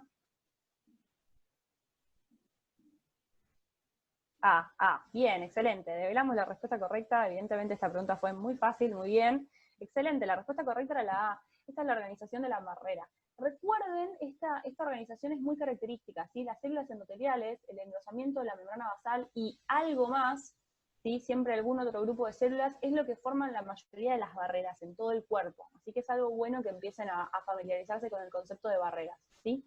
Está bueno que recuerden esto de los pies perivasculares de los astrocitos, también les llaman piecitos chupadores, ¿sí? Que eran estas prolongaciones que veíamos que los astrocitos enviaban hacia los vasos sanguíneos para formar la barrera, ¿sí? No todo su cuerpo, por eso es la diferencia con la D. Los astrocitos cumplen muchas funciones, su cuerpo lo necesitan en otro lado, pero envían estas prolongaciones para cumplir estas funciones, ¿sí? Y fíjense, siempre prestar atención al orden en el que plantea la pregunta, siempre desde la luz hacia la periferia, ¿no? Por eso las otras también son incorrectas. Bien. ¿Puedo hacerte una pregunta de esto? Obvio. Como que no entiendo, ¿dónde estaría esta barrera? ¿En qué parte del cerebro, digamos? ¿En la corteza? Claro, en realidad en todo el cerebro. El cerebro está irrigado, el cerebro tiene vasos sanguíneos que nutren a todo el tejido nervioso, tanto sustancia gris como sustancia blanca, como núcleos. Los órganos están irrigados, otras partes del cerebro, del cerebelo, de la médula, están irrigados, ¿sí? Y para poder estar irrigados, yo necesito que se forme esta barrera. En el caso, por ejemplo, del sistema nervioso periférico, esta función la cumple la célula satélite, pero no se llama barrera hematoencefálica, ¿no? Cuando hablamos de barrera hematoencefálica, hablamos de una división entre la sangre y el encéfalo, ¿sí? Pero está bueno que recuerden que va a haber una barrera en todas las partes del sistema nervioso central y periférico, porque yo no quiero que la sangre entre en contacto con algo que para mí es muy valioso, ¿sí? Gracias. No sé si respondí tu pregunta, ¿sí? Sí, gracias. Bueno, ¿alguien tiene alguna otra duda? ¿Algo que no haya cerrado?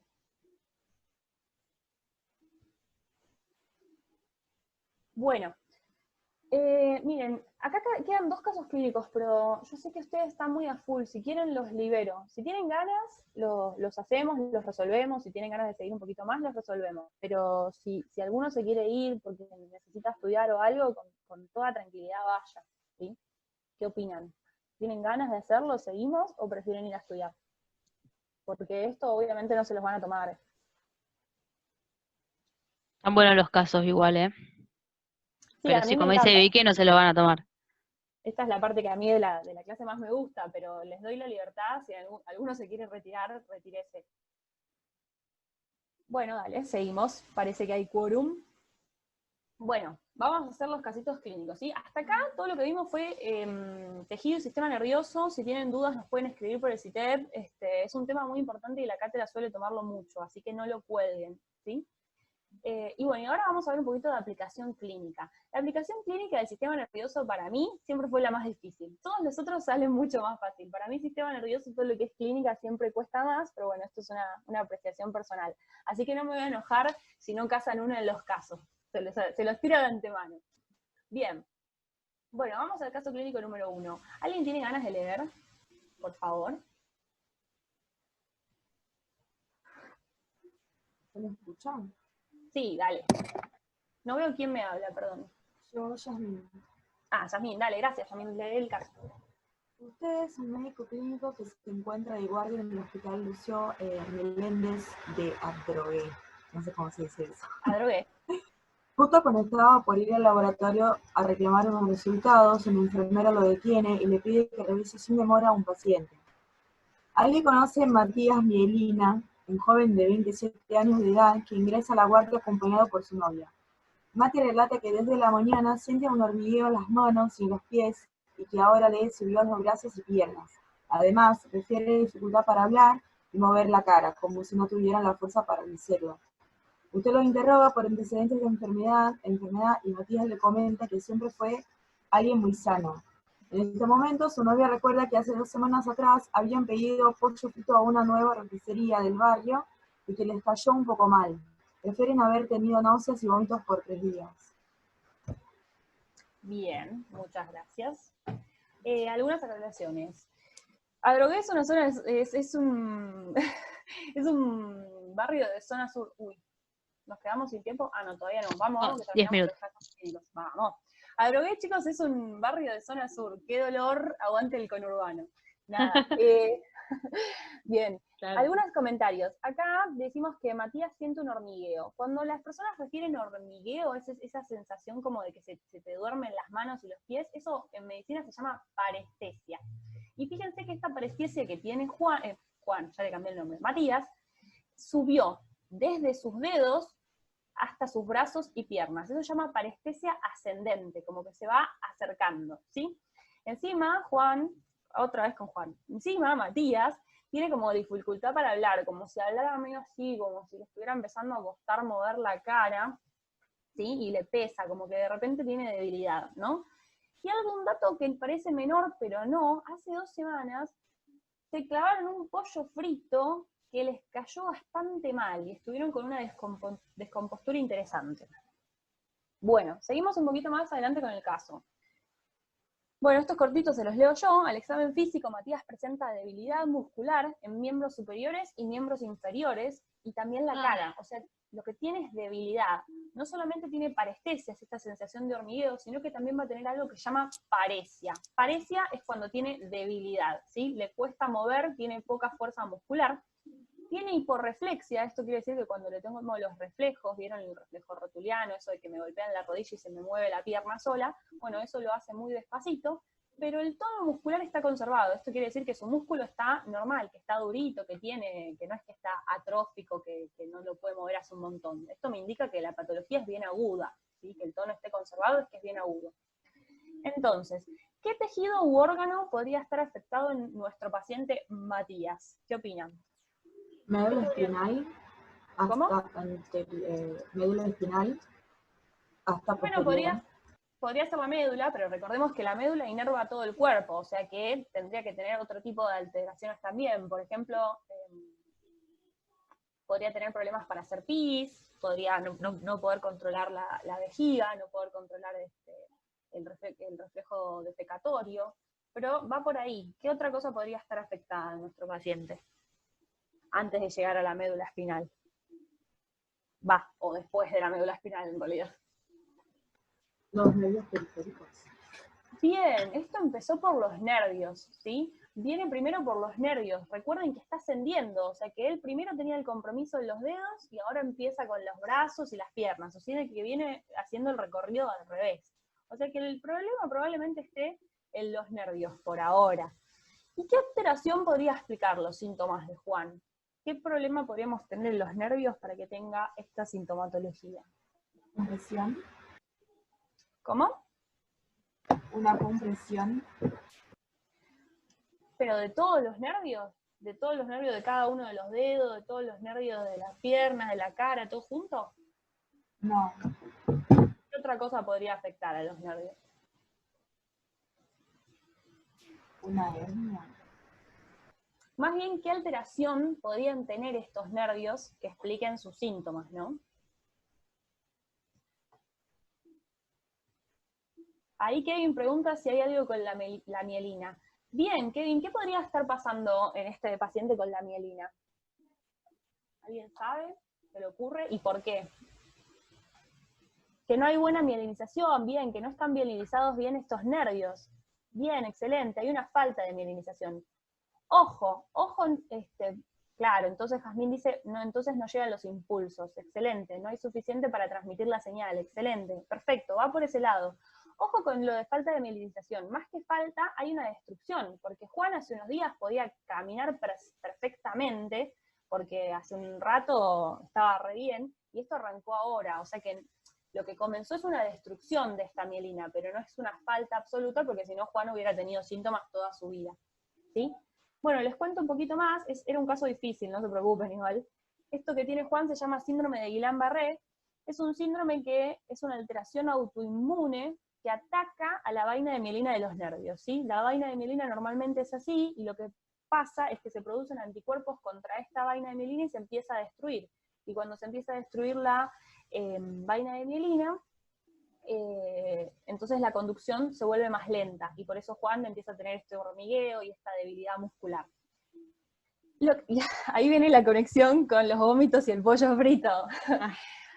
Esto les va a pasar a lo largo de la carrera igual. Generalmente les van a dar muchos datos, cuando lean un caso clínico les van a dar muchos datos que no son interesantes y que no les sirven para resolver nada. Pero particularmente en este caso explican el síndrome de Guillain-Barré. ¿Por qué? El síndrome de Guillain-Barré, como les dije, es autoinmune y se produce por una reacción cruzada, ahí viene la explicación difícil, una reacción cruzada de anticuerpos entre una bacteria y la vaina de mielina. Se los traduzco. Juan se comió el pollo frito, pero este pollo frito estaba crudo. Y como estaba mal cocido, tenía una bacteria, que en este caso se llama Campylobacter jejuni. Esta bacteria hizo que Juan tuviera vómitos, estuviera mal durante unos días, pero después se le pasó. Ahora, cuando Juan se comió esta bacteria, su sistema inmune se volvió un poquito loco.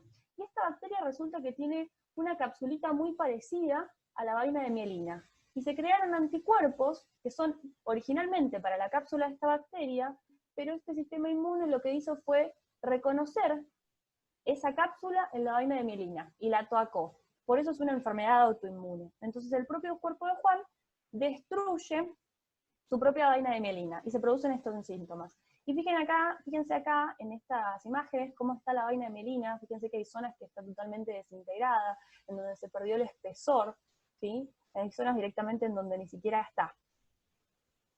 ¿Lo ven? ¿Se ve? ¿Lo entendieron o no? ¿Sí? Bien, vamos. Es un caso difícil, che, los de nerviosos son re difíciles. Bueno, vamos al último rapidito antes de quedarnos sin tiempo. ¿Alguien quiere leerlo, por favor?